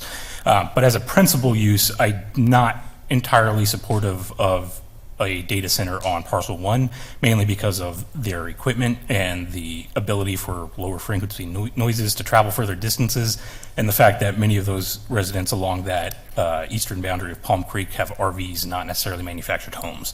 And so I'm not entirely supportive of that particular use on parcel 1, but I think all the other uses you can create compatibility with them. It's just that one particular use. If I could address that, if I could, Mr. Please. Chairman, Commissioner, I think what we'd be willing to do, first of all, I think it's unlikely that this whole site develops as data center. You should know that's not our primary objective here.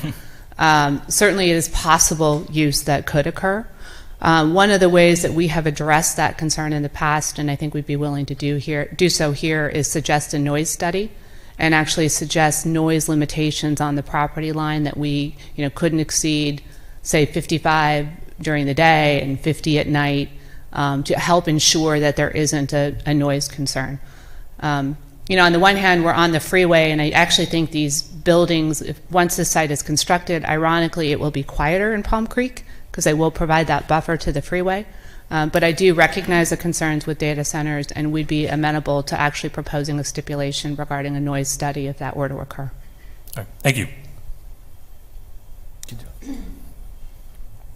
Anything else for the applicant? I do need to say, as full disclosure, Darrell Wilson and I have had discussions about this. We both serve on the Central Arizona College Foundation, and we're together at that event and had a very brief phone call. You've heard all the information that I heard. Nothing any different. Anything else for the applicant? Thank you. Thank you. Okay. Next, we'll have the public portion of the meeting. Anybody from the public like to address this issue? We do have one speaker card from Bobby Seabolt. Thank you for coming.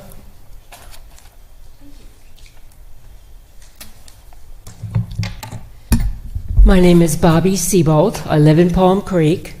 I've lived here for 20 years. I'm an active member of the community. I think many of you will remember me. I was here in 2023 talking about the same parcel.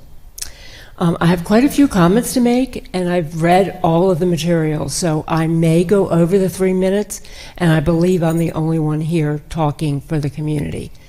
At the conclusion of my remarks, I want to talk to you specifically about notification, which I see as a different category. But anyway, there are about 4,000 people that live in Palm Creek. We have 2,375 sites. So there are a lot of people in there that are all impacted by this. And I think if they knew about this project, a lot more of them would have been here. But in fact, when we talk about notification, none of them do know, very few of them know about it. I recommend, and I believe that all of the residents of Palm Creek would recommend to you that you not approve this pad today and move it forward. It is a comprehensive package that they put together. The residents of Palm Creek know and understand that that cotton field is not going to be there forever. We know there's going to be development there, but this particular proposal is way too unspecific about what's going to happen and very vague, and it's premature. When we, in 2023, when you voted down, or not, when the project of Nexus in Casablanca was not approved, whoever pulled the vote, it was because you all recognized that Florence Boulevard is not ready for prime time. It is 4 lanes. It is not 6 lanes. And in the plan that came from Loci High, they note that you are not planning to do anything with Florence Boulevard until 2030. You're not going to do anything about the interchange at Courtson until 2031. And the soonest you could do anything with Cottonwood is 2030. And that is only, the Cottonwood and the Florence Boulevard things are only going to be capable of your doing this work on the roads if you have participation from ADOT. So you're all dependent upon what money you would get from the feds to do the interchange expansions that would tie into the road expansions. So right now, what the Loci High report says, which I read, Jim said 15,000, I read 19,046 trips per day generated out of the pad development. So that is even more than the 20,023 recommendation that you had for Casablanca. Can I turn this off? So if you could, give us this time, and then I would like to see if anybody else wants to speak to this. Then we can see about bringing you back up. All right. Anybody else like to speak to this issue? Please come forward. Give us your name and address for the record.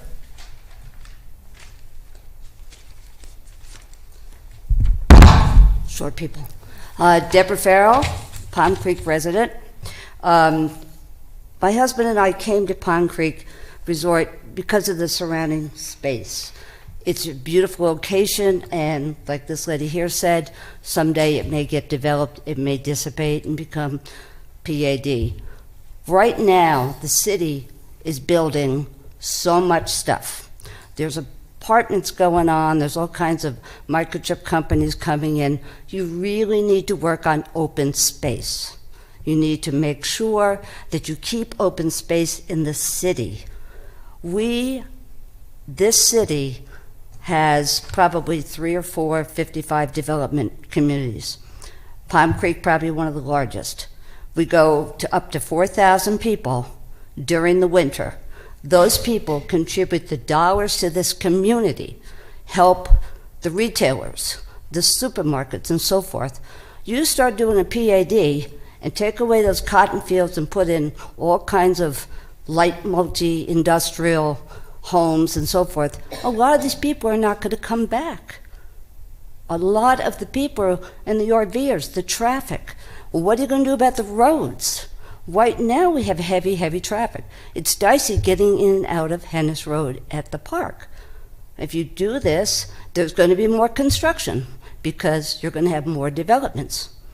So as a resident, loving living in Palm Creek, living in a little bit of country in this city, I implore you to consider keeping open space a project And we also do have burrowing owls, I believe, which are on the Hennis Road lot there.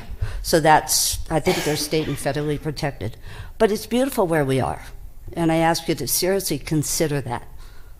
Thank you. Thank you. Anyone else like to address this issue? Yes, sir. Hi, my name is John Farrell. Pull that up. Pull that up. Oh, sorry. Yeah, no problem. My name Please is John give- Farrell. Name and address for the record. Palm Creek Resort. And I have to say, when we first moved here, we've now been in 3 different homes. We loved it so much, we finally decided to buy a 2-bedroom, 2-bath. We like seeing the sun rise, and we like seeing the sun set. If something were to go over there with those type of heights, there goes your sunrise. And you're just not going to have the same thing anymore. And that was the reason we bought into this, because it was urban ranch. So I really hope that you really consider that and just vote no. Thank you. Thank you. Appreciate your input. Anyone else? Okay, ma'am, can you keep it short, please? Well, there's a lot to talk about. I believe that if you give an approval now for this development as a pad, that you're setting yourselves up for the same situation you had recently with the hydrochloric acid situation. And you had already approved, zoning had already approved this usage, and now all of a sudden someone is driving trucks through the city with hydrochloric acid. It's the same situation here, because you're giving approval with a pad for them to put in basically anything, because you're going to have hardly any ability to go in and rezone it after you give them the zoning. It's not that we're going to be opposed to this project. In the long run, we know we have to work with it. Just don't give it a pad, which just gives them a blanket thing to do whatever they want, placing wherever they want without any specific details. And most importantly, I believe that Casa Grande has now the opportunity to define yourself with this property. People go up and down I-10 every day, millions of people, and none of them know anything about Casa Grande. None of them go down Florence Boulevard. You are going to allow this project to put office parks, warehouse, truck distribution center, because it's all allowed under light industrial, on this corner, which defines you. You have the upscale promenade on one corner. You have the upscale residential area at Mission Royale with a very prosperous auto dealership. Unfortunately, you have the Tanger outlets to the south, and you have this area right here, which is a blank slate that you can create for the public, all of the people in Arizona, what goes on here in Casa Grande. I believe that Casa Grande's future is to be a bedroom community for Phoenix and Tucson. People are going to want to come here and raise their families, but they're not going to want to raise a family if all they see is a truck bay or all the things that can go into a property if it's light industrial, which you all know better than I do. The other thing is there has been very little discussion here about water. And water seems to be the defining factor. If you remember from the Nexus and the Casablanca project, I believe they were going to drill 2 wells. So this project is talking about hooking into the existing wastewater and the existing water of the city. And we don't know how much water they're going to use. If they have a 5-story, which they would be allowed to do, multi-residential thing in this development, that's like 45 or 90 single-family homes you could put in there for the same amount of water. So we now have an opportunity because, as you all saw in the dispatch today, I'm sure you all saw it. Can I hover over this green button? Nope. No, ma'am. We have Jody Knowles' story about Katie Hobbs signing the fact that you now have the ability to build new homes in town because you now are being able to use a wastewater effluent that's been treated. In addition to that, Senate Bill 1611 allows you to convert agricultural water to residential use. And none of those tools were available to you as planning and zoning back when you made the general plan. I went to the recreation center, I participated in the general plan. I understand that you want to follow the general plan, but now you have an opportunity to do something different, because now you can access water that you couldn't do before. You could build something that really spoke to everyone as this being a community where they wanted to raise their families. Thank you. Okay, I'm going to give you written remarks. Thank you. Specific on the Thank you for your things. input. But can I please address the issue of notifications? Thank you for your input. We appreciate it. We've given double the time. Okay, none of the residents of Palm Creek were notified about Thank this. you. Anyone else like to address this issue? Okay, seeing none, I'll bring it back to the commission. Oh, somebody want to? Okay. No, but I must. We appreciate it. My name is Gloria Mason. I go by Glow. I live in Palm Creek.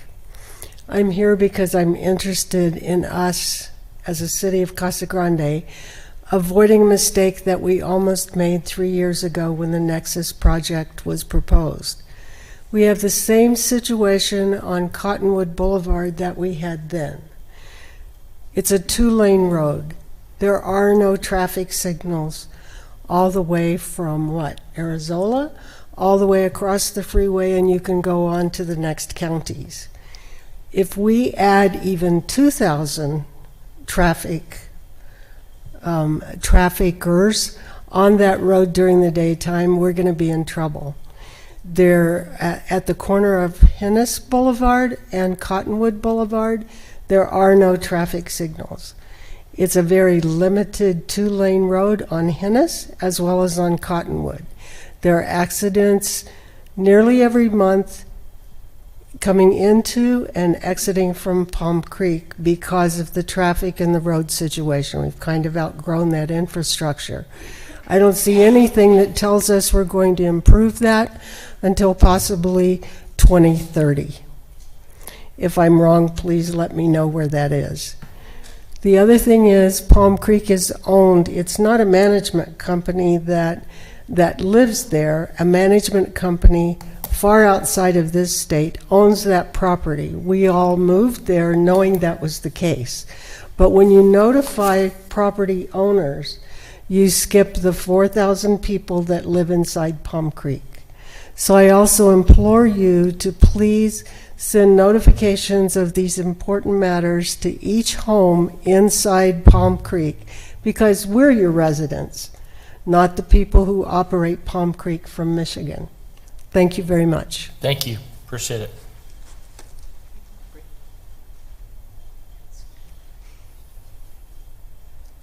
Yep, we'll give you 3 minutes. Public comment. Go ahead. Mr. Chairman, I won't even take 3 minutes. I just want to clarify a couple of quick things. So we actually did try to get into Palm Creek to walk door to door, and the management company told us, no, it's a gated community. We're not free to just walk in and do that. In fact, we'd be accused of trespassing. I wanted to add that clarification. Obviously, we've already talked a lot about your general plan. There was a mention of open space. This is intended to be some of the most intense development here in your community. But I did want to point out that in the PAD, there is a commitment that there will be a minimum of 15% open space. For the record, that is 42 acres of open space. So as this project develops, there will actually be open space that gets built out as a result. Finally, I do know on traffic, again, we have our traffic engineer here. I believe your traffic engineer is here. I think they've got some good comments that they could provide on that, and I'd welcome for you to hear from them if you so desire. With that, Mr. Chair, under 2 minutes. Thank you. Appreciate it. Anybody else from the public like to address this issue? Okay. Seeing none, I'll close the public portion of the meeting and bring it back to the commission. I'll just say I agree with the direction of this pad. I think there's obviously clarity that can come out of it, and those are part of the technical modifications. It's right next to I-10. It is the land that it's being requested to develop how it should. And so I support this pad. And with that, I would like to make a motion, unless anybody else has comment. Any other?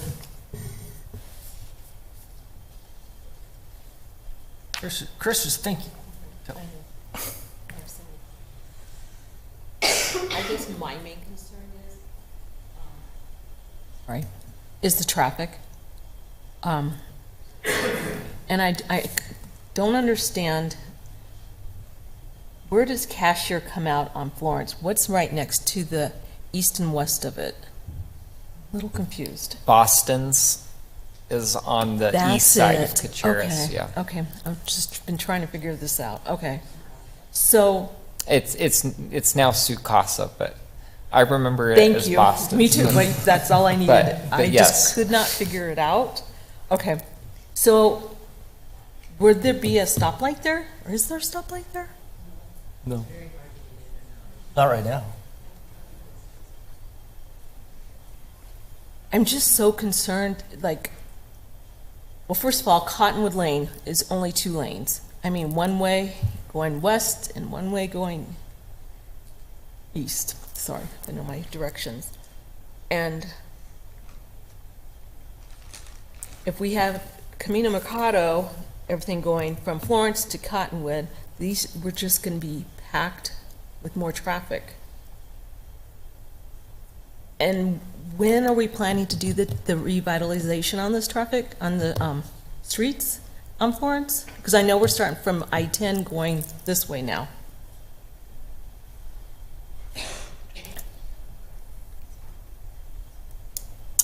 Thank you. The Public Works has selected a progressive design build team led by a contractor.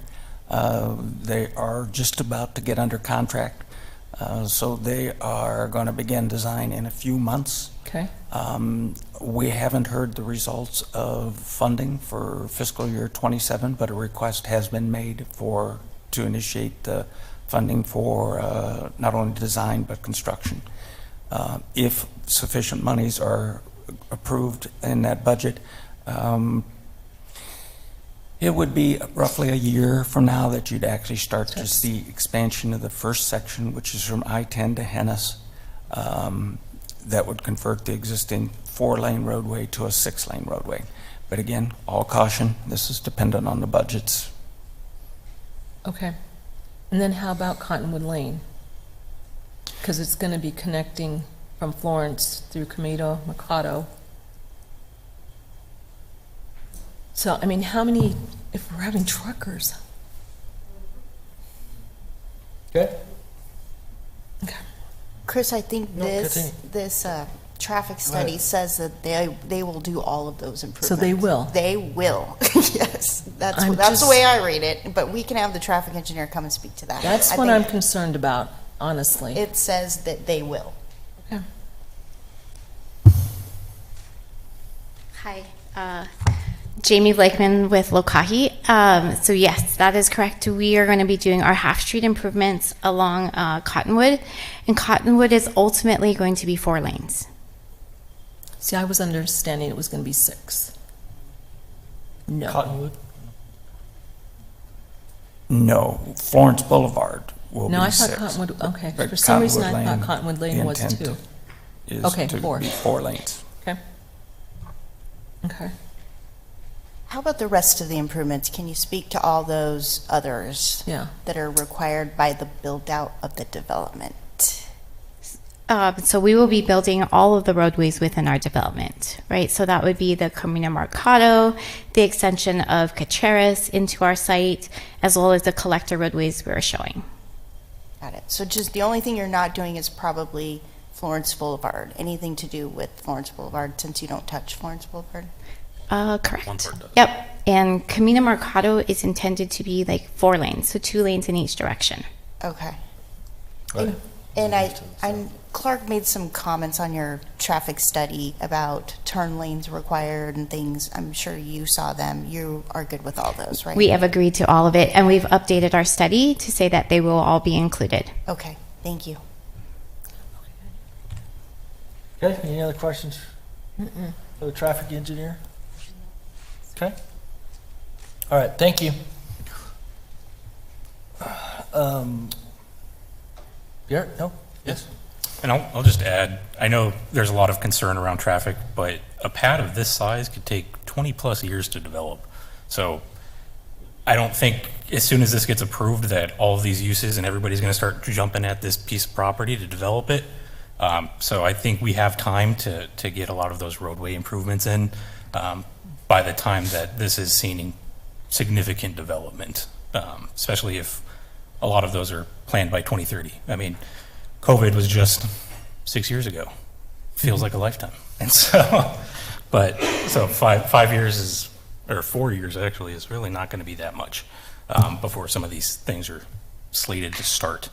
But with that said, I would like to make a motion to forward a recommendation to City Council to approve the zone change from UR to Florence I-10 pad DSA 2500106, subject to the following technical modifications and condition of record. Second. Okay. I have a motion and a second to approve DSA 2500106. Any discussion? Chairman, Yes, I please. would like to amend that motion. Would you? Yeah, really because wanna do that? I think it needs more public participation. Any thoughts on what that looks like? Public meeting requirements? Well, okay. That's So- my discussion, I guess. Well, so I will be voting against it because to me, this is too big to have no input, to have little input to, we are already very limited. The public in general has become very limited in the kind of input that it can get into any kind of developments. And this is so large to just give a carte blanche that this is an overstatement, but we never get to see, or we never get to put any more input into it again. And it's just too much for me, and I think it's a shame that we, very general, the state has limited us in that. A lot of good changes have come from these open discussions, and it just, sometimes they're a pain and sometimes they take longer, and I know all of that, but I just this is too much to just give a blanket to for me. And I'm in the same boat. Unfortunately, I'm in the same boat. And there were a lot of changes that Garrett requested in the PAD that were staff level changes that could have been changed before it got to us. The traffic study was another example of changes that didn't get made till tonight. So I don't have the full faith in the staff, which I'm sorry that I'm saying that out loud, but if you're bringing things to us that are not up to par, I don't have faith that the process of the site planning is going to do all that due diligence for the public. Well, and whether it's something that they missed or not, I have come several times to a meeting, having gone through the reports as much as I could, having asked questions of staff, and some of the input that we got from the public really shined a light on some things that we didn't see. It was that different perspective, and I think I just, again, I think it's a shame that the legislature has taken so much of that away from us. I think this gives too much land, too much acreage, too many pieces of development that is out. We have no input to it at all. We already have limited input, even if we could, the way the law is now, and I just think this is too big. But anyway, you've heard me now 3 times, I guess. Any other discussion on the motion?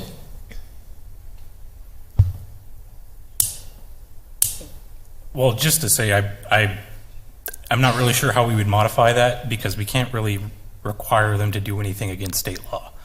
And so, well, but we couldn't. And the only other way that I could see us providing an avenue to get more public input on all of the uses they've proposed is making every single one of the uses a conditional use, which is a ridiculous suggestion. And so that's where, you know, what they've suggested in the pad and the development standards that they've imposed on themselves are enough to create that compatibility throughout this 237 acres.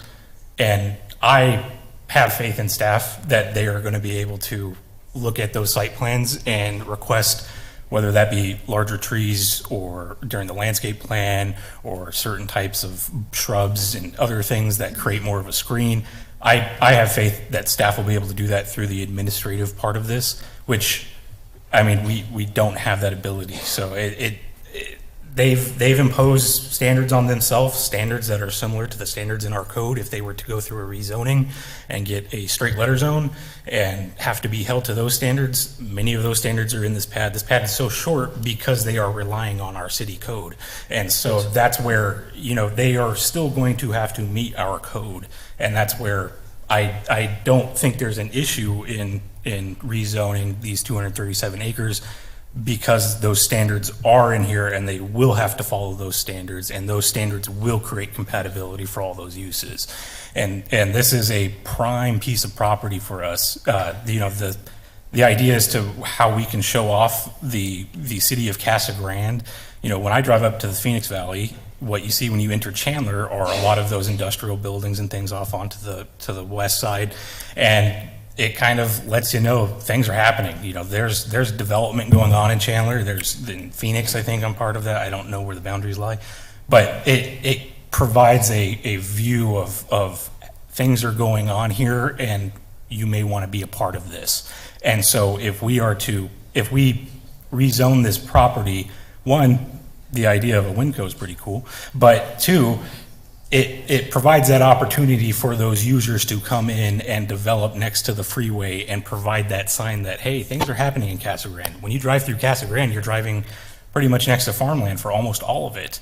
And you know, and as a flip side to what you could see and continue to see into the future, should we not rezone this, is when you drive down to Tucson, which I do every single day, 5 days a week. It's part of my job. And so and you get down there and the lack of development along the 10, it kind of leaves you going, what's going on? And it makes you wonder, and that's not necessarily the message that I think we would want to send by not developing this land next to I-10 in the perfect location for it. And so that's why I think this pad is a good idea. I think the standards within it are comparable to our code, and they will create compatibility. And it is, in my opinion, the best thing for the city of Casa Grande is the approval of this pad. Luckily, we are just making a recommendation to city council, so it will be up to them.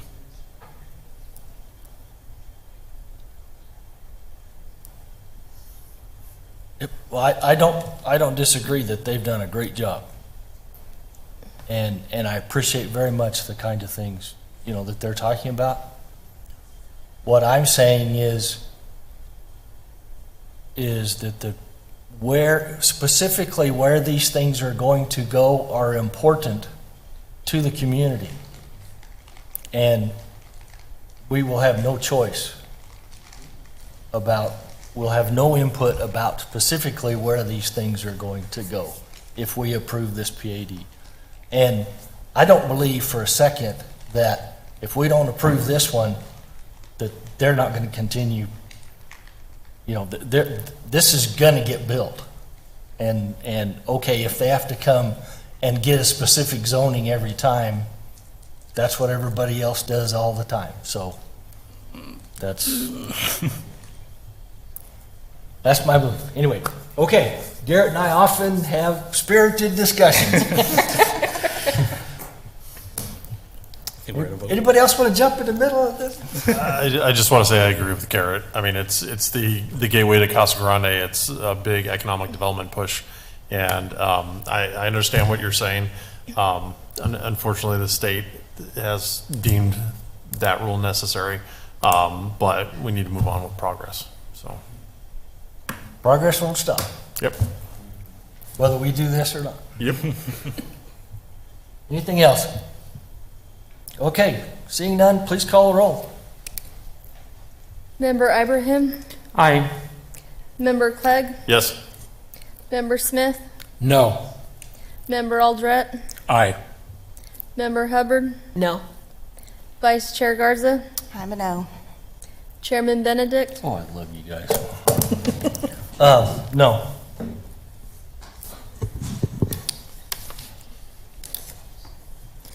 So, Mr. Chairman, just to remind the commission and the applicant that a PAD which has been denied by the commission shall not be reviewed by the council except upon written request by the applicant. Such written request must be made to the director within 30 days of the commission's decision. Okay. Look forward to hearing that discussion.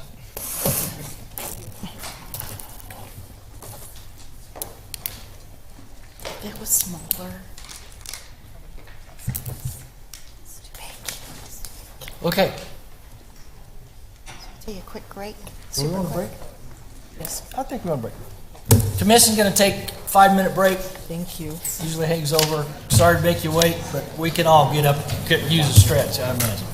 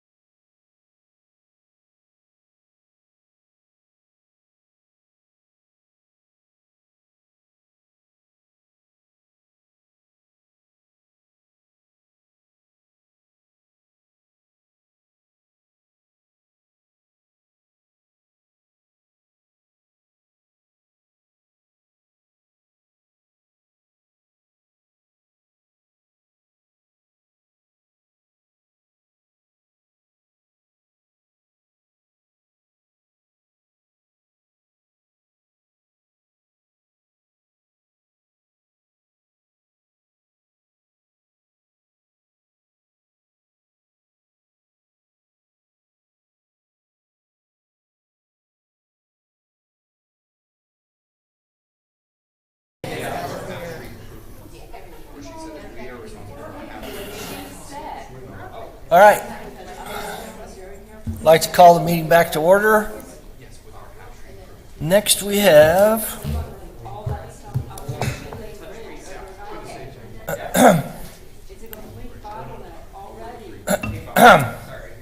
excuse me.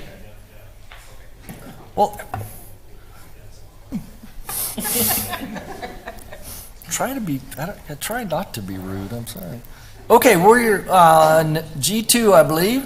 Hold a public hearing, consider forwarding recommendation City Council for a request by Greg Lehman on behalf of Community Southwest of Villago Land Sub 5 LLC to amend the Village Villago PAD.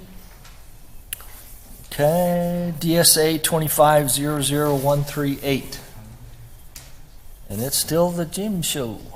All right, give me a second. I thought it was loaded and trying to find it here.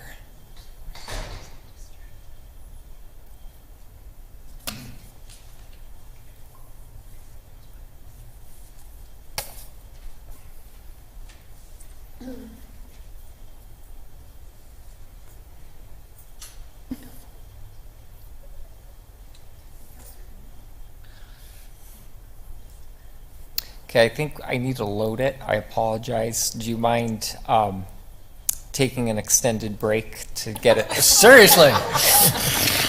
We hate Yeah. breaks. 1 minute. Yeah. Oh, can't go to the bathroom yet? Yeah. Sorry. Yeah. I can probably wing it. Okay, one second.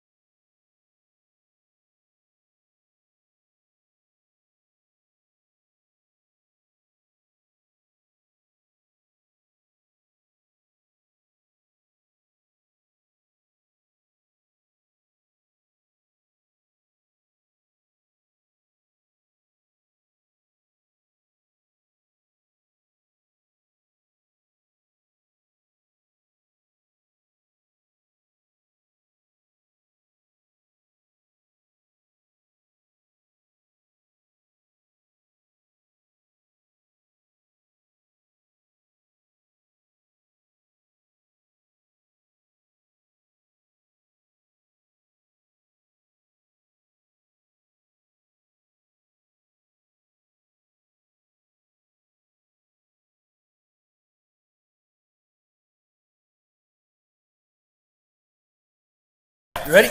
Yep. Let's go. Okay. I think I introduced it. I think we're okay. Perfect. So this request in front of you this evening is an amendment to an existing planned area development for the Villago Village PAD located at the southwest corner of McCartney and Pinnell.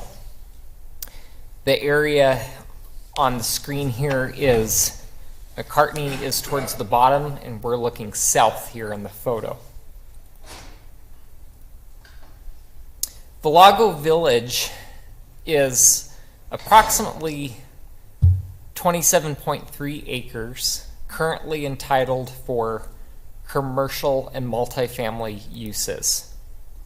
This is an excerpt from the PAD overlaid onto the photo, where you could see that about 16.3 acres was designated for commercial use, and then about 11 acres was designated for multifamily use. There is an area to the west of this that is now known as Copper Canyon Planned Area Development, where it's same ownership, but they received its own PAD zoning a couple of years ago for a manufactured home park.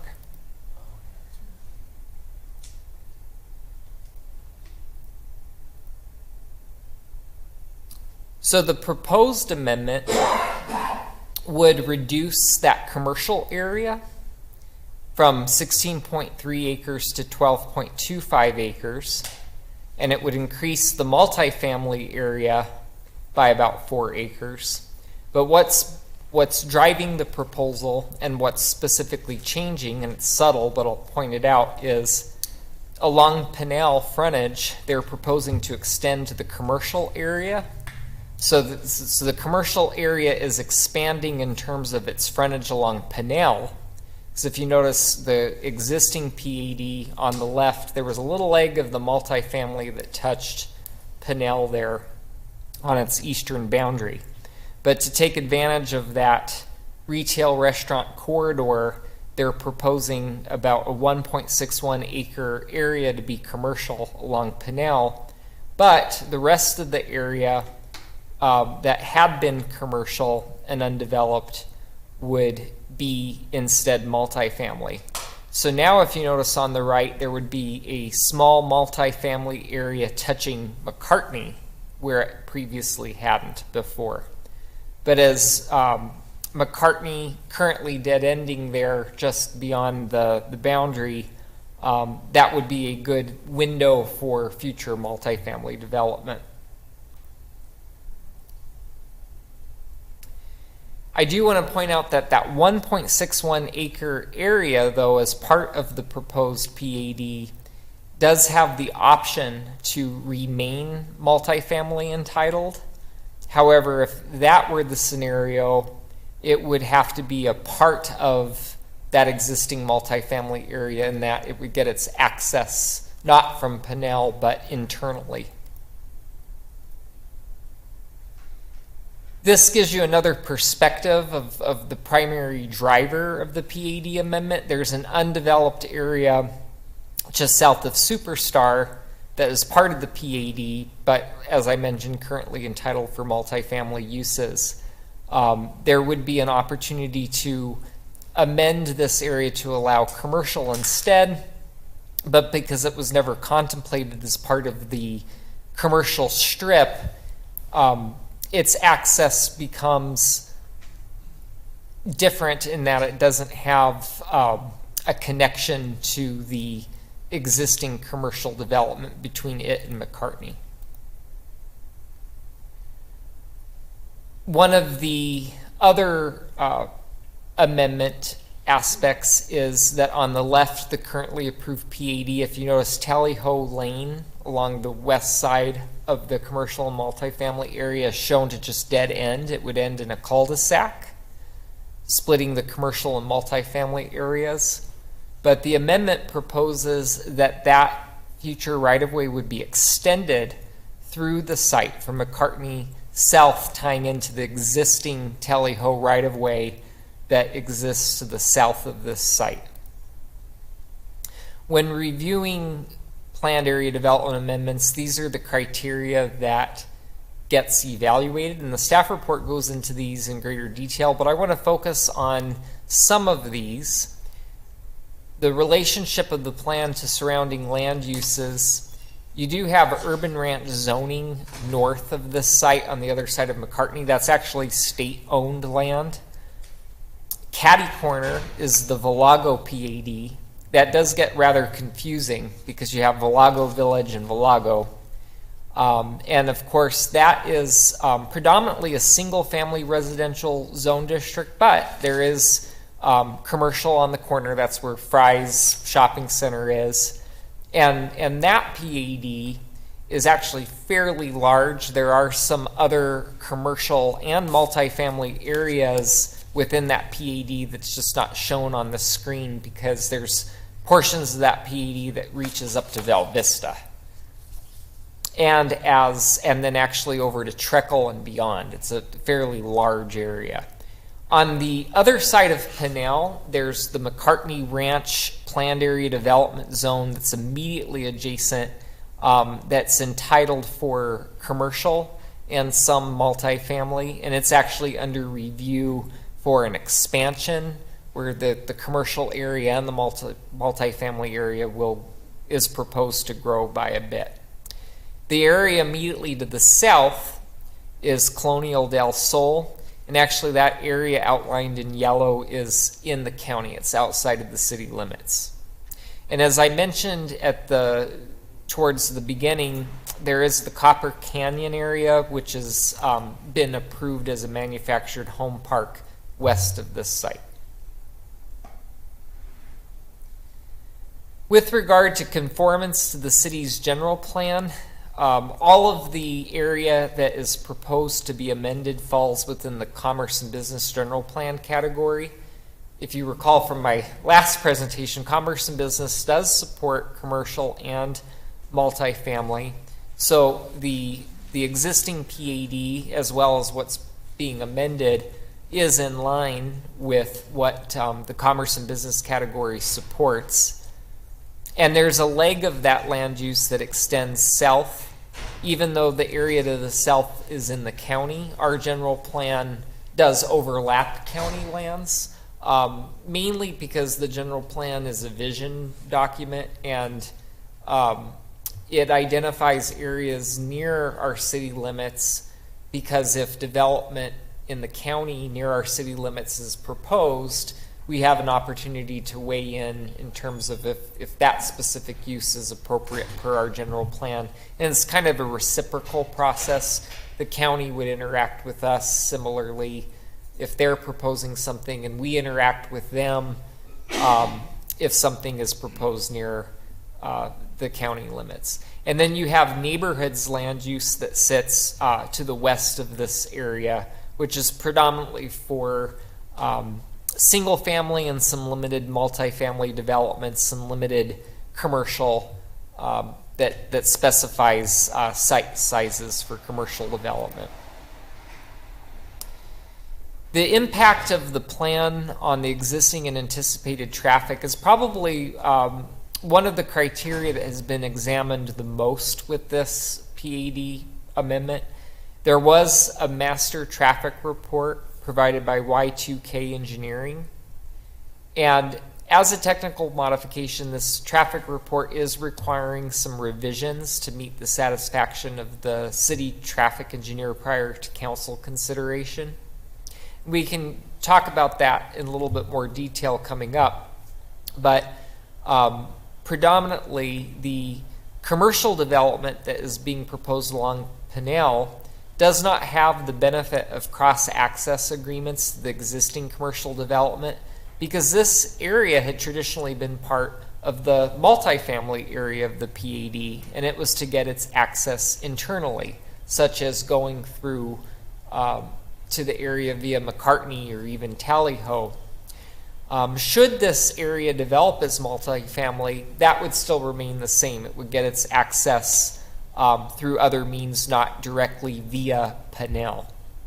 However, should this area develop commercially, it may get its access via Pinnell through evaluation of a traffic report at the time that that commercial development was proposed, and it would be evaluated by ADOT, as Pinnell is a state route, and the city, as well as coordination with the property to the south, as it has been looked at that to support commercial development there along a state route.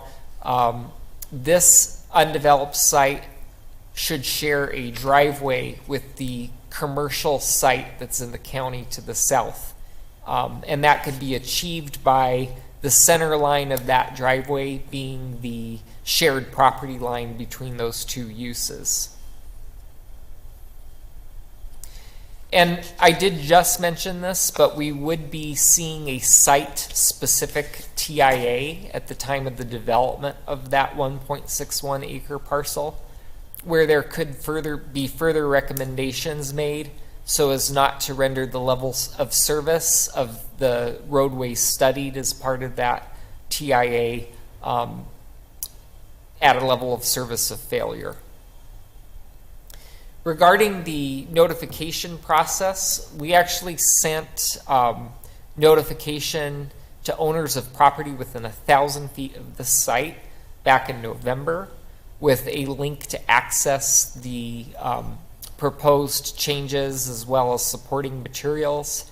And then notification was sent to that same list in February at the time of the scheduled public hearings. And then there were some additional notifications such as through the paper and a sign posting. During the notification of application review, we had just received a couple of inquiries, but it was from people just trying to confirm where the location of this area was. However, as a result of the later notification of the public hearings, we did receive a statement from a resident from Colonial Del Sol, and that has been distributed to you. That's the second bullet point. Concerned about the impact of the development within Villago Village and what it will have at the Palm Avenue Pinnell intersection, seeking an extension or improvement of Tally Ho Lane sooner than later.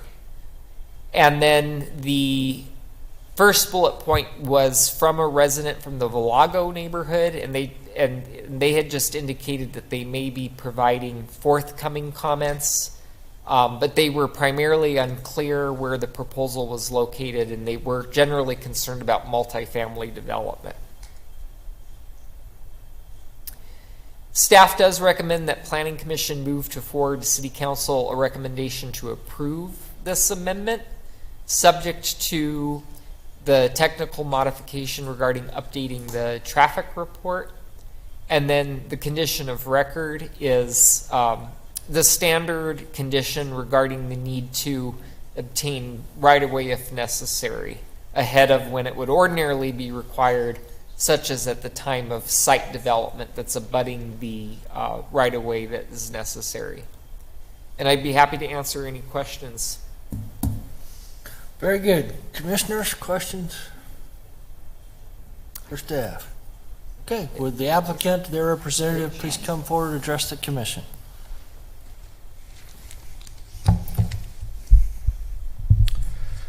Yes, thank you, Chairman Benedict, commissioners. My name is Andrew Yancey. I'm an attorney at Bergen, Frank, Smalley, and Oberholzer. We're at 4343 East Camelback Road in Phoenix. I'm here tonight representing Community Southwest, the owner of this property.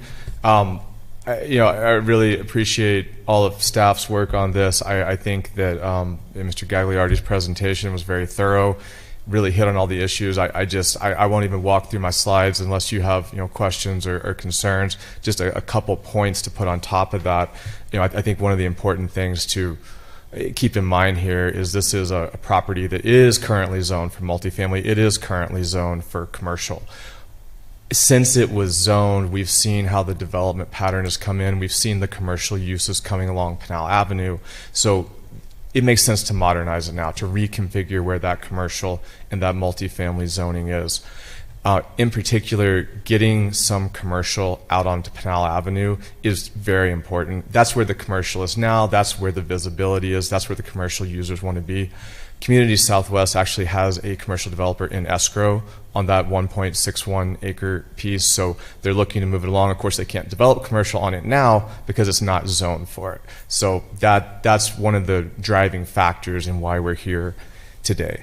I'd be happy to answer any questions, address any concerns, or if there's any from the public, but I really think Mr. Gagliardi covered everything. Okay.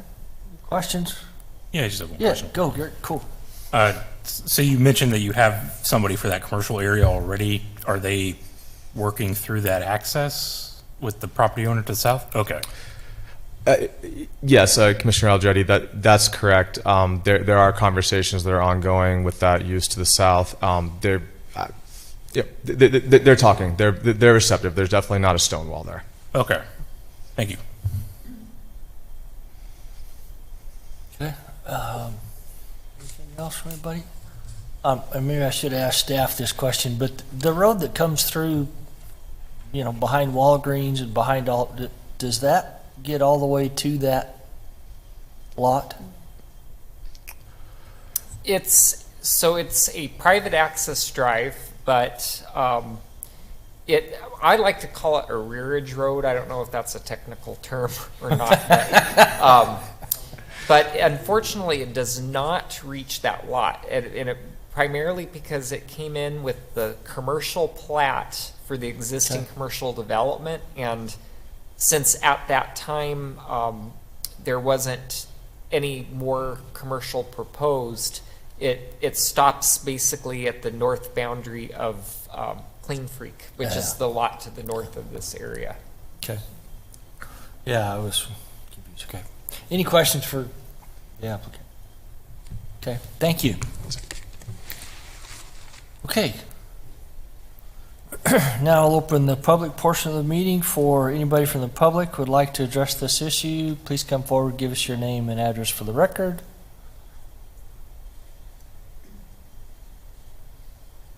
Seeing none, close the public portion of the meeting and bring it back to commission. Commissioner. Chair, I'd like to make a motion. That'd be great. Thank you. I'd like to make a motion to forward a recommendation of approval to City Council for DSA 2500138. Second. With, subject to the following technical modifications and condition of record. Second. Perfect. Okay. Any discussion on the motion?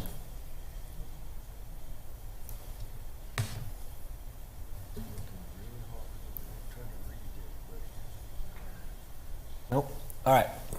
Seeing none, please call the roll. Member Ibrahim? Aye. Member Clegg? Yes. Member Smith? Yes. Member Alderette? Aye. Member Hubbard? Yes. Vice Chair Garza? Aye. And Chairman Benedict? Aye. Thank you. Good luck with it. Sorry it took so long. Yeah. Yeah. Yeah, sorry for you, sorry for me. Okay. Director, reports. Thank you, Mr. Chairman. The only thing I have to report is the city has been working on a new web map to help identify projects in the community, to notify the public so they know what's going on and where things are in the process. So we have received a draft of that just recently, staff, and I forwarded it to the staff. But it should be active on our webpage, the planning department's webpage, within a week or so. So it'll show projects that have already been approved, under construction, that are kind of in discussions with the city. So it'll be a way for residents to have a better understanding and a sense of what's going on in the community, and it'll have contact information for the planner working on those projects. Nice. So they know who to get in touch with. And this is part of our effort to continue to be as transparent as possible about development in the community and Very good. provide the community as much opportunity as possible to communicate with us to make projects better. That's great. Nice. Thank you to staff for working on that. That's very good. We have development reports. Rich Kent, yep. Anything else for the good of the order? Hearing none, we stand adjourned. Or sit adjourned.